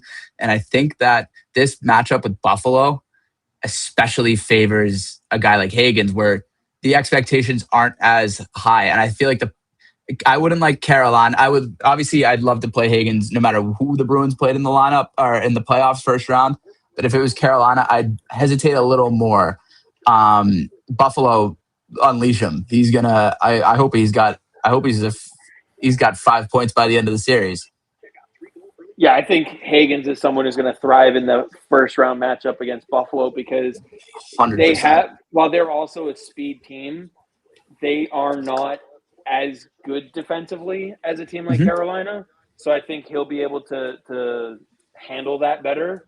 And then David also asked, where do you guys see the strengths and weaknesses in the Sabres lineup as to where the Bruins can take advantage of? The advantage that they're going to have is James Higgins on the third line. Yeah. A player that talented is a mismatch deeper in their lineup with Buffalo. Sorry, my TV. I just threw on Toronto's game. They're now losing 1-0 as we're getting updates. But my TV is louder than I thought, and not finding the volume. So anyway, let's see. Kevin says, between Dean and Zellers and Hagens, they'll need room on that roster. That's your future core for forwards, in my opinion. You don't make that room right now, though. Yeah, I think 100%. Zellers is still a year or two away. Dean Letourneau probably a year or two away. Like, you don't have to get rid of all your guys right this second for, And then again, a year or two away, I'm still thinking like college. Like maybe Will Zellers plays until he's a junior. Dean might play until he's a senior. And then also time in the AHL as well. Like, I don't see either of these guys just hopping into the NHL lineup. So, especially a guy like Dean. I think he needs AHL time. I think he's going to go. I think your best timeline for Letourneau and probably Zellers, they're pretty similar as far as where they're at. I think your best timeline is college for next year. When that season is over, then you're reevaluating and saying, okay, does the AHL make sense for a year? And then if not, then it's NCAA for another season, and maybe then they don't need the AHL at all. But like you're still looking at a 2-year window minimum. Whether that second year is AHL or NCAA, like you don't have to figure that out right now. So you're at least looking at that. But I'm looking at next year, sitting here going, you could very feasibly have your. I think by next year you're going to see Geeky, Minton, Pasternak as your top line. Yep. Because that connection seems to work out the best for all three. If not, you'll at least see Husnudinov, Minton, and Pasternak as your top line. Mm-hmm. Then you're looking at, I would really like to see a line of Zaka, Hagens, and Arvidsson. I would too. And I don't care who plays center. Switch them out. I think that's a line that allows you to ease Hagens in from wing to center. But also, he's got two guys who aren't afraid to shoot the puck and can both score. I mean, they're both capable of 30 goals. Yeah. So that's a good soft spot for him to land there. And then I've been a fan of Lucas Reichel in that lineup, and I think he's done a lot to help get Elias Lindholm going. Yep, 100%. Elias Lindholm is also the type of player I look at and I go, I know he's got the no-move clause, but is this an offseason where you might be able to move that contract and that player? Because there are no free agents and teams are desperate for centers. If a team is really desperate for a center, yeah, but you're not going to get anything for it because of the contract protection, but that might be worth it. Even if he doesn't have contract protection and you're shopping him to 31 teams, Yep. You're not getting a ton for him, but is the value moving on from the contract? Mm-hmm. And that might even be a situation where you're going Elias Lindholm and Mason Lohrei together in a package to name a team, and then that's where you're looking to get, or Mason or Elias Lindholm and Henry Jokiharju in a package. And that's where you're looking to improve upon, because some of these teams you're going to look at and go, they need to get to the cap floor. Yeah. Elias Lindholm's contract helps them get to a cap floor. Mm-hmm.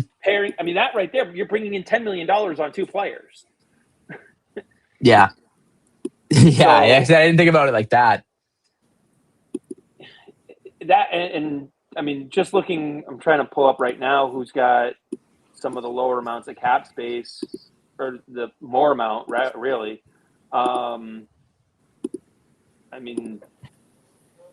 Look at Chicago. They've got $40 million in cap space for next season. Mm-hmm. You don't think a guy like Elias Lindholm would help that locker room in any way because of how young they are? Yeah, he'd be a perfect fit for the team that they're building. It's just a matter, and they're not. It's a few years down the line where they're gonna have to start paying everybody. It's not like they're paying Bedard or anybody yet. Bedard's the one that they have to pay this year. Is he this year? He's an RFA this year. Got it. I had those years confused. But he's the only one. And also putting Connor Bedard with Elias Lindholm and kind of being like, learn from him. That's not the worst thing you can do if you're Chicago. Now, obviously, you're not going to sit there and be like, oh, okay, well, we're going to do it for Kevin Korchinski or Artem Levshunov. Like, you're not getting that kind of return. But, like, this is a team that has some extra picks. Yep. You can build up a couple of those extra picks down the road. This is how you would get out of that contract if you're trying to. Well, if they want to save money, they should just go get Patrick Brown. Teach Connor Bedard. Oh, God.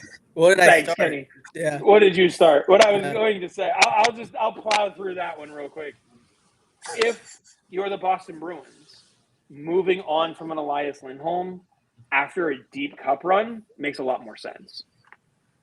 Yeah.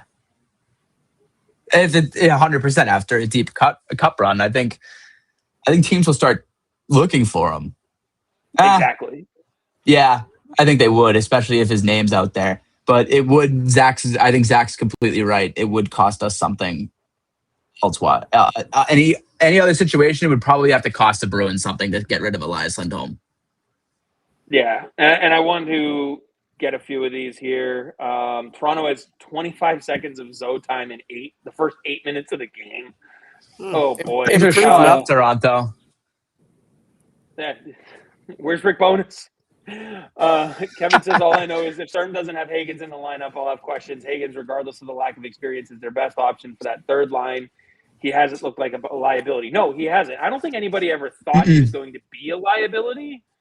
It was just also ease him in so that he isn't one. Doesn't start to have that, like who's on Buffalo's third line? I have to look. Because I don't know how they're rolling their lines right now. Tuck, Kozak, and Greenway is their third line. That's definitely a mismatch if you've got James Higgins going up against them. But I also know that they ended the season with some guys hurt. Like Kulich was hurt. Carrick was hurt. I don't know if Carrick's coming back, though. That was a big injury for them. Danforth was hurt. And I think Sam Carrick's day to day. Is he day to day? Okay. And I know Colton Ellis played, and I'm not sure if that's because Alex Lyon was injured or if they were just trying to get him back because was coming back from injury. Alex Lyon I'm on Daily Faceoff right now is also listed as day to day. Okay. So yeah, I mean, even their only goaltender with playoff experience is day to day right now. Kevin says, yeah, not right now. They need to be cautious of another Elias Lindholm or two for the contract. Will Bruins need to change its identity, forecheck cards on pucks, if those are the kinds of guys that they're going to be their core going forward? The Zellers, Laternos? I don't think so. I don't think so either. I think Higgins is the kind of guy that's proving that he can play both styles, if that makes sense. I think regardless of identity, you still need to have those things. Like, you can't be a Brett Harrison and play in the league anywhere, right? I kind of came in that conversation halfway. If I'm saying something stupid, just absolutely. No. I mean, you're something stupid and still move on. No, okay. Well, I was just saying, like, for the rookies to fit in, I'm sure Chris would absolutely just bury me here, just be like, "You're such a moron, dude. That's not even what we're talking about." I'm kidding. I'm kidding. But yeah, no. I mean, changing identity, like, regardless of where you play, the Islanders aren't a very physical team, but you still need to be able to play along the walls. You still need to be able to get to the dirty areas. Like, you can't be a pushover. So, no, I don't think so. Real quick, shout out Dom and Kevin. They both have to head out for the night. So thanks, guys, for jumping in. Thank you, guys. Every week. Yep. And to answer Zach's question on Dougie Hamilton, he's got 2 years left after this one. Yeah, he's got 2 years left. He also mentioned that Jokiharju has a no movement clause as well. His is only 8 teams, though, so you've got some flexibility there. And then he says Elias, Corpy, and Jokiharju are not going anywhere. I don't believe that for a second. Every single one of those players is movable for their own reason. It's not going to be a high impact trade the way that we would like it to be. You're not going to bring in, like, Kenny, you can tell they're not going to bring in an Eklund for any of those guys or even all three of those guys, but like they're movable. Those are players that you could definitely like just to move that. Like you could definitely move them. Like you like most players you can, but you're definitely not going to get like the value. The most of the value would be getting off the contracts. Yes, For Boston, that's the value. Yeah, getting them off the books and then also freeing up a roster spot. Let me put it this way. You just mentioned a center, a goaltender, and a right shot defenseman. Jack, what are the three positions that teams need the most of right now in this league? Center, I think you said them perfectly. Goaltender, and a right shot defenseman. You mean to tell me that the three positions of most need are the three positions that you're willing to move guys off of and no one will take them? Bullshit. Mm-hmm. So to Korpisalo for a second, do you see them buying him out? Absolutely not. I think you're more likely to see DiPietro traded than you are Korpisalo moved. Really? Okay. Because there are more teams that can take a chance on a DiPietro than can risk what he might not give you in the backup role. So yeah, that's fair. I think we're all in agreement that Korpisalo is a huge reason why this team's in the playoffs. 100%. Yeah, me saying that is not trying to discredit him. I just was thinking out loud. And I agree. I think Korpisalo is absolutely someone who's movable, as we just talked about. It's just when you look at what you have with Swayman and Korpisalo, you have a true 1A with a true 1B or solid number 2. Right? Mm-hmm. And I know this has been an ongoing thing all season, but there is a certain point where you have to look at what's beyond your number 2. Who's your number 3?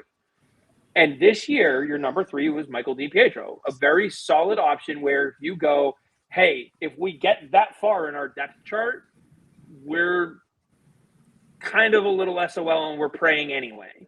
Yeah. You know, you're hoping for something good to go your way because clearly it hasn't.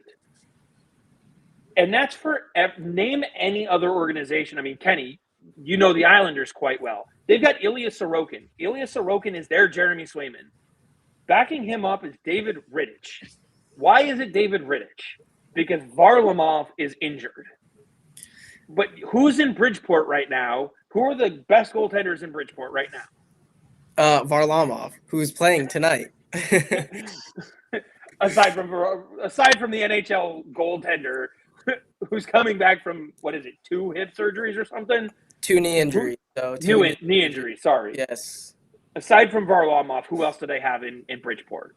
Gonna self-plug here. Really hoping to talk to him tomorrow because Bridgeport has an off day. So, if you're a Varlamov fan, give me a follow. Not a big deal. Who's the next best goalie? Henrik Tiikkanen is probably my favorite, but Marcus Hogberg has the NHL experience, and they've leaned on him when Sorokin was down. So you have 2 solid options down there. So they had to build 3 deep because they knew Varlamov was missing pretty much this whole season. Fair? Mm-hmm. They had to build 4 deep. Oh, well, I guess if they're saying, Varlamov is going to be out the whole season, then 3 deep. They basically knew Varlamov wasn't going to play for 90 to 95% of the season. So that's, they had Hogberg last year play, but that's why they had him. That's why they had him, though, is because then they could go Sorokin, Rittich, Hogberg.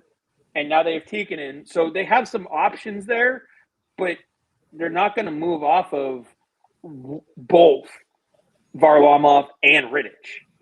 Like, they're going to keep at least one of them, probably the healthy one. They're probably not going to move off of either of them, I don't think. I think they're going to bring back Rittich. I know that they've said that Varlamov's going to be in the fold, but, let's keep in mind here, he's looked good. He's only played 2 periods of AHL, games. Exactly. So maybe they don't move on from either one of them. And so now you've got Hogberg and Tiikkanen. So they're looking at going 5 deep. Well, actually, now they have Josh Kotai as well, who is top. No. I talked to him yesterday. That article will be out tomorrow with another shameless plug. Josh Kotai. What a dog that guy is. So keep an eye out for that, I guess. So they're built pretty deep at the goaltending department. So David's question here. Korpisalo said last year that he wanted to play more games. Do you believe he's happy with the games he's been given? Jack, you're a lot more in the locker room area than I am. What vibe do you get from that situation? Because he's played almost exactly the same amount. I think he's off by maybe one game. I think he's played a few more. I thought he was 5 up on last year. Is he? I thought he was like right on pace for the same. I'm gonna have to look it up now. Likewise, I'm just gonna pull it up before I start speaking out of my ass. No, he is up. Yeah. Well, starts. He's 4 up. I'm just gonna focus on the starts. Last year he had 24. This year he had 28. Last year he played better than he did this year, as far as numerically in some categories. But I mean,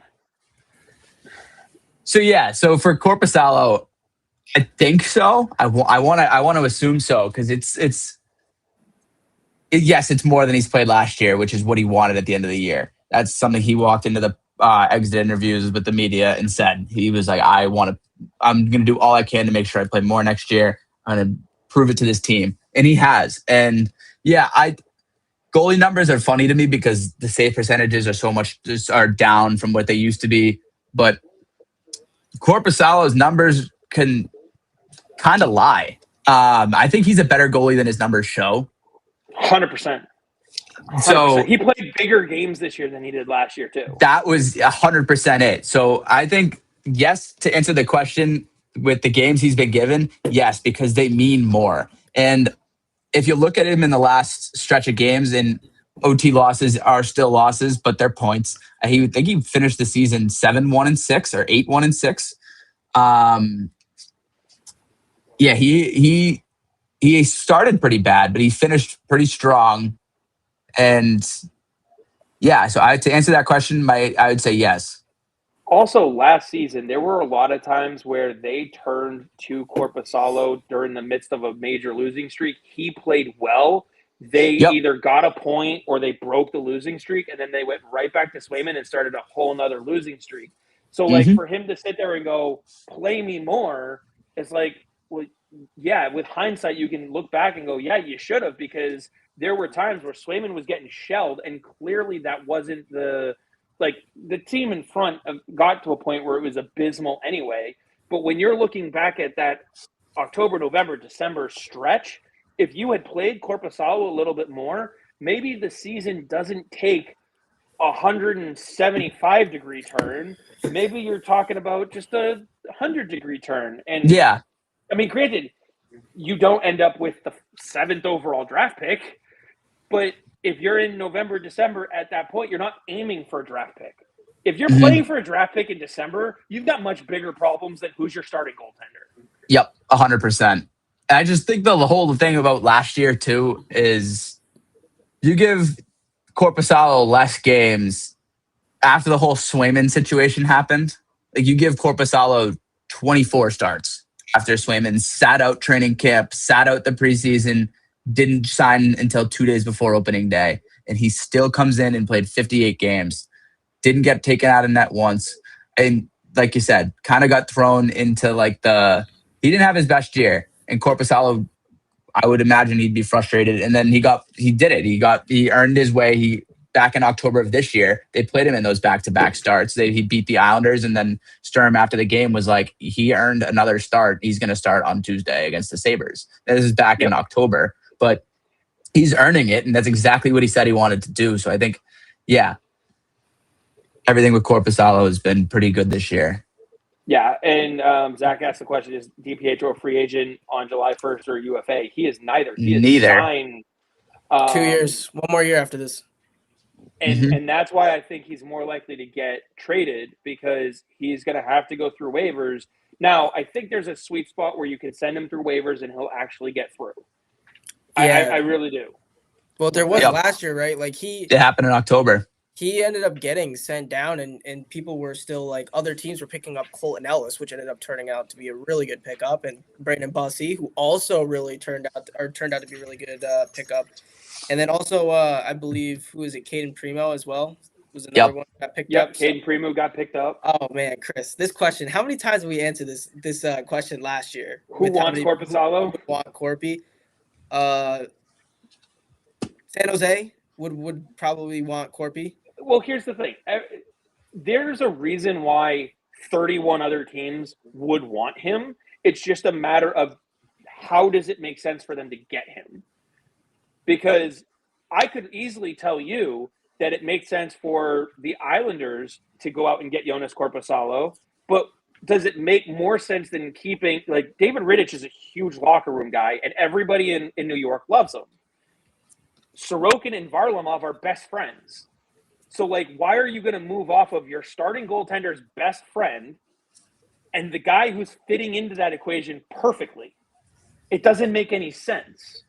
Now, if they were both unrestricted free agents, then yeah, bringing in Jonas Korpisalo to be the number 2 to Sorokin would make a ton of sense.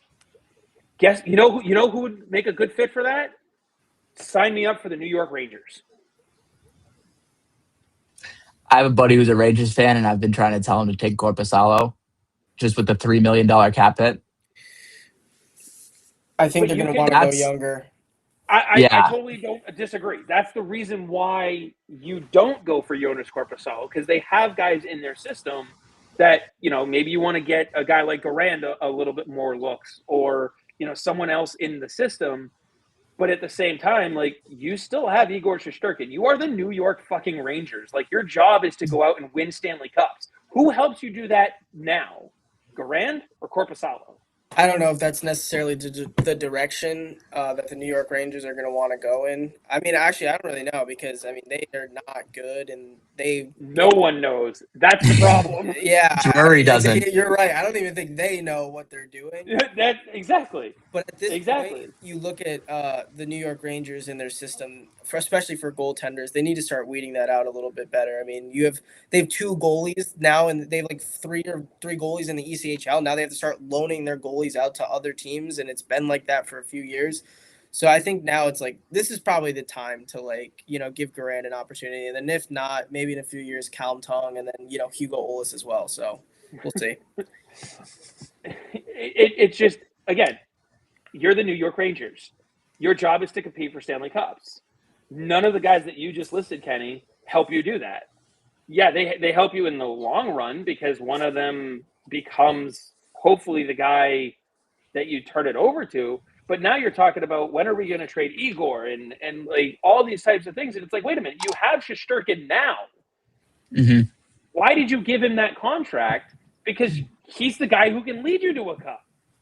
Like, that's what you're supposed to do.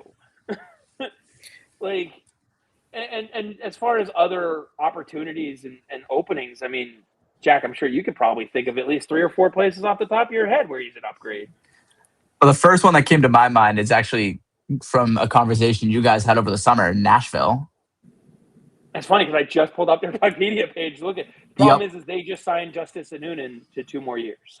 Oh, okay. I didn't know that they did that. And I would argue that Nashville is a better placement for Michael DiPietro, because he plays a similar style to UC Saros, because they're both undersized, athletic, and need to find ways to cover. Like, they have the same weaknesses and the same strengths in their game. So, and that was honestly what you guys said. You guys said Nashville would be a better spot for DiPietro. I've never ruled it out for Korpisalo just because of Team Finland, but that's a little more. Yours makes more sense than mine does. Mine's just because they're from the same country. I think I would love. Sorry, I don't mean to interrupt. No, go for it. I would absolutely sign me up for a Jonas Korpisalo Jake Allen swap. Like, I would do that in a heartbeat. That Allen contract is pretty solid too. It's only it's 1.6, right? 1.8, and it's 1.6. 4 more years. It carries you basically through the end of, well, you got like 2 or 3 more years on the Swayman contract after. Like, again, there's arguments to be made for several different places. But I tried to make some arguments last year, just thinking like what teams need a backup goalie. Every team that needed a backup goalie went younger and different and cheaper. So that's the only issue I see with a Korpisalo market, is just finding a cheaper, maybe not as much experience, but a cheaper alternative. And I think that's what teams might look for. Here's my question to you, though. For those teams, how many of them did it work out for? Not many. Look at Pittsburgh. They had to still figure out their goalie situation well into the season. That's the first one that came to my mind. Philly wasn't going for a backup. They went for a Vladar. It didn't work out for all of them. And if you're Pittsburgh, right, do you want to go for Skinner more? Or do you you dealt for Skinner to get out from the Jarry contract? Yep. So oh man, was that just terrible? Oh my God, that was just awful. The contract or the trade? Because I'd say Pittsburgh won the hell out of that trade. No, Yep. I'm talking about Edmonton right now. Oh man. God. Yep. That was awful. That's what happens when you sign Trent Frederick. Everything else just goes to shit. 8 years for Trent Frederick, they should not even try. McDavid should see that contract and know that the Edmonton Oilers are just joking around at this point and leave. That's it. That's why he signed a 2-year. Yeah, he's gotta leave. Man, he answered all of their prayers in that, and that they used up every bullet they had in that gun for getting that side, and then screwed everything else up. Oh man. And listen, that sucks, and I hate it for Trent Frederick because that guy's getting just dogged on right now. Dragged. But it's listen, if somebody came to me and was like, 8 years, we're going to pay you to cover media for a certain, and I'm like, my media isn't worth millions of dollars, but I'm still going to sign it. And then people are like, well, yeah, this is not worth $8 million. And I'm like, well, I never said that this was worth $8 million. Yeah. I offered that.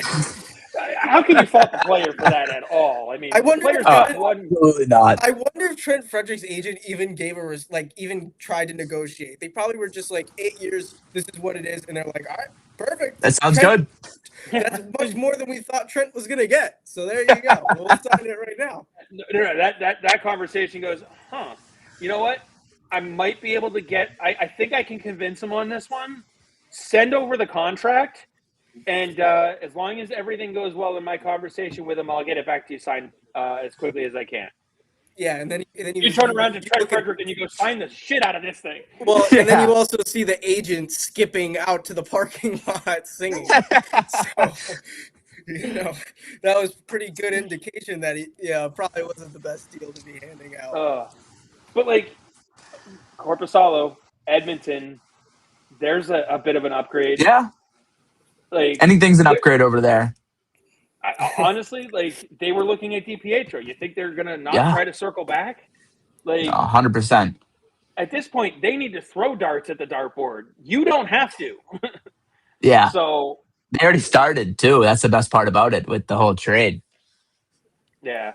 I know we're approaching the 2-hour mark here, and it really doesn't feel like it, but that's slow. I know it's gone by real quick. But as we mentioned, we've got that locked-in matchup against Buffalo. And obviously Buffalo has its own set of question marks. And we could go on and on for hours about the playoffs and all this other stuff. But just looking at the first-round matchup that you have right now, how do you see this one going as far as the result? Buffalo's making it out. How many games? 6 games. Buffalo's making it out. Jack? I see this one going to 7. I think that these games this season, and it's tough to look at the first 2 because those were in October before Buffalo's new team took over. In Boston got smacked in the game in December, but when they played in March, I thought that was a very close game.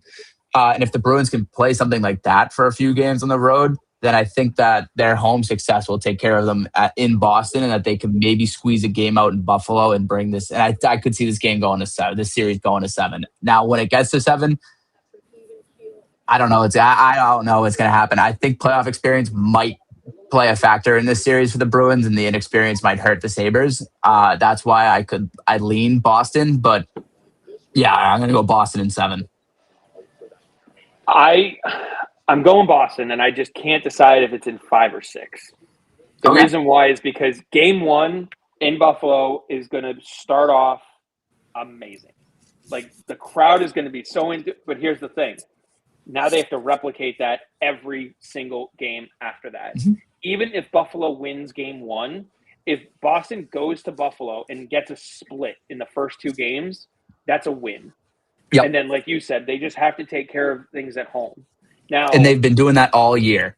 exactly. So you get, whether it's even if you lose the first 2 in Buffalo, you get 3 and 4 at home, you tie the series. Games 4 and 5, like game 4 back in Buffalo, has to somehow match the same level of 1 and 2, and there's no way that's going to happen. No. And so you get 1 game in Buffalo, you can take the series.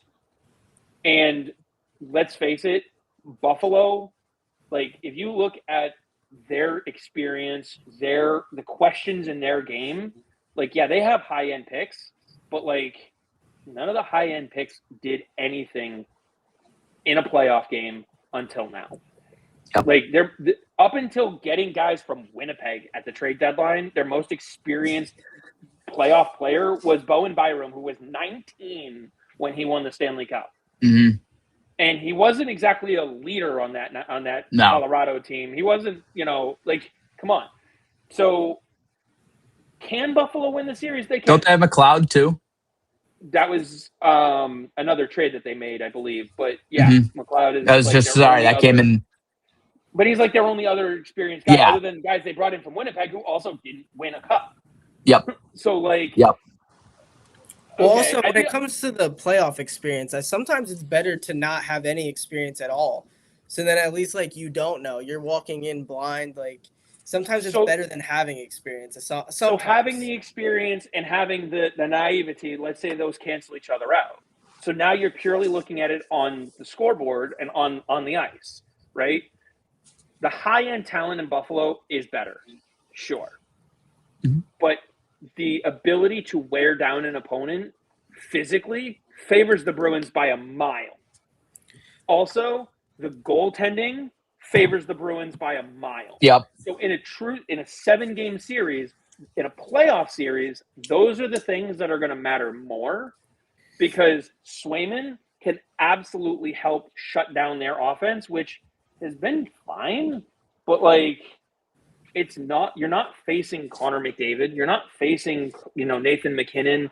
Like, yeah, they have Tage Thompson and he's a good shooter, but you can limit Tage Thompson. Yep.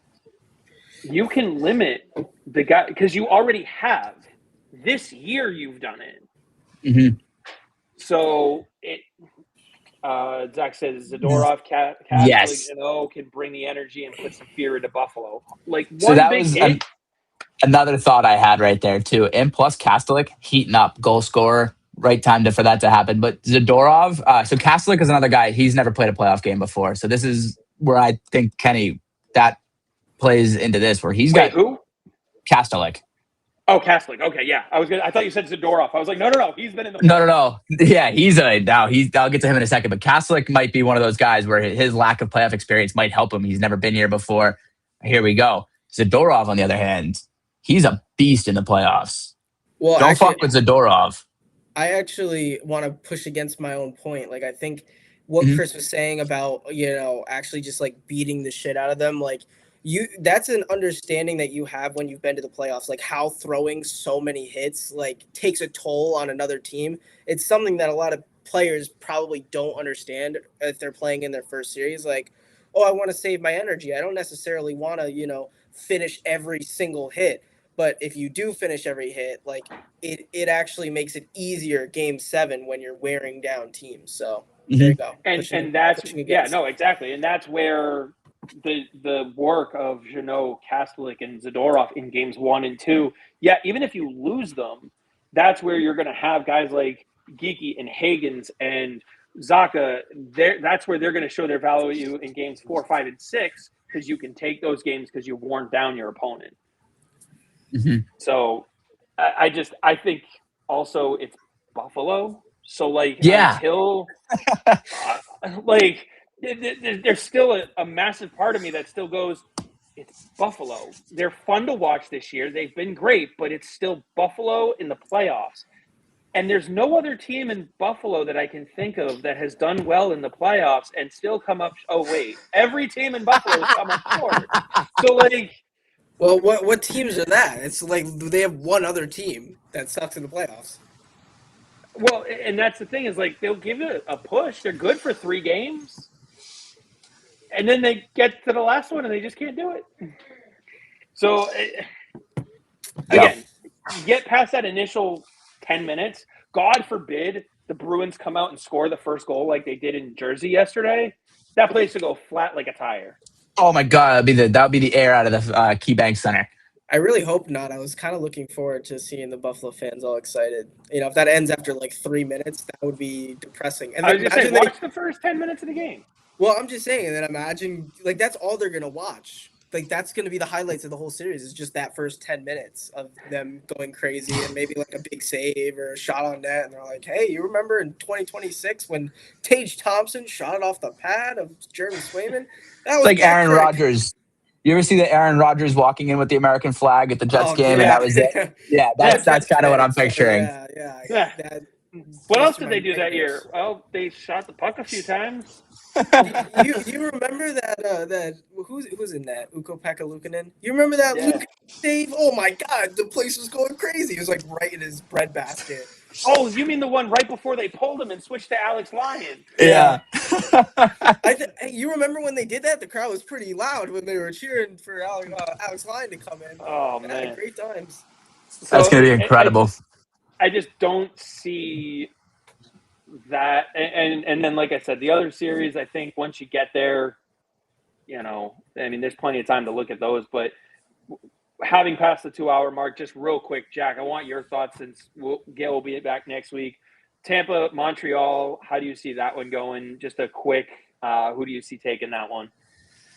Tampa. And I don't think it goes 7. I don't think it goes the distance. I think Tampa could close this Montreal team out. And it's not that Montreal's bad. I just think Tampa is just such a force to be reckoned with. And you saw it when the Bruins had 3 third-period leads against them this year. Yeah, we don't talk. Yeah, I figured. Tampa to me is just one of those well-oiled machines that really I couldn't believe they lost last year. They were my pick to win the cup last year. They're going to be my pick to win the cup again this year. It's going to be hard to stop that team. Maybe the three of us will have to do a separate recording at some point and literally do brackets. Because we're already at 2 hours and whatnot. So I want to thank you guys for jumping in. But there's so much that can be recorded on just the bracket for this year and the what if 1 through 8 or 1 through 16 bracket if we want to go that far as well. So I want to thank everybody who tuned in. I know Kevin and Dom left earlier, but I want to thank you, Jack, for filling in for Gayle, Kenny for jumping on, especially amidst that of a Bridgeport game. I know we got bailed though because they scored 4 in the first period and then haven't scored since, which is actually great because then I'm not on my phone the whole time looking up clips. But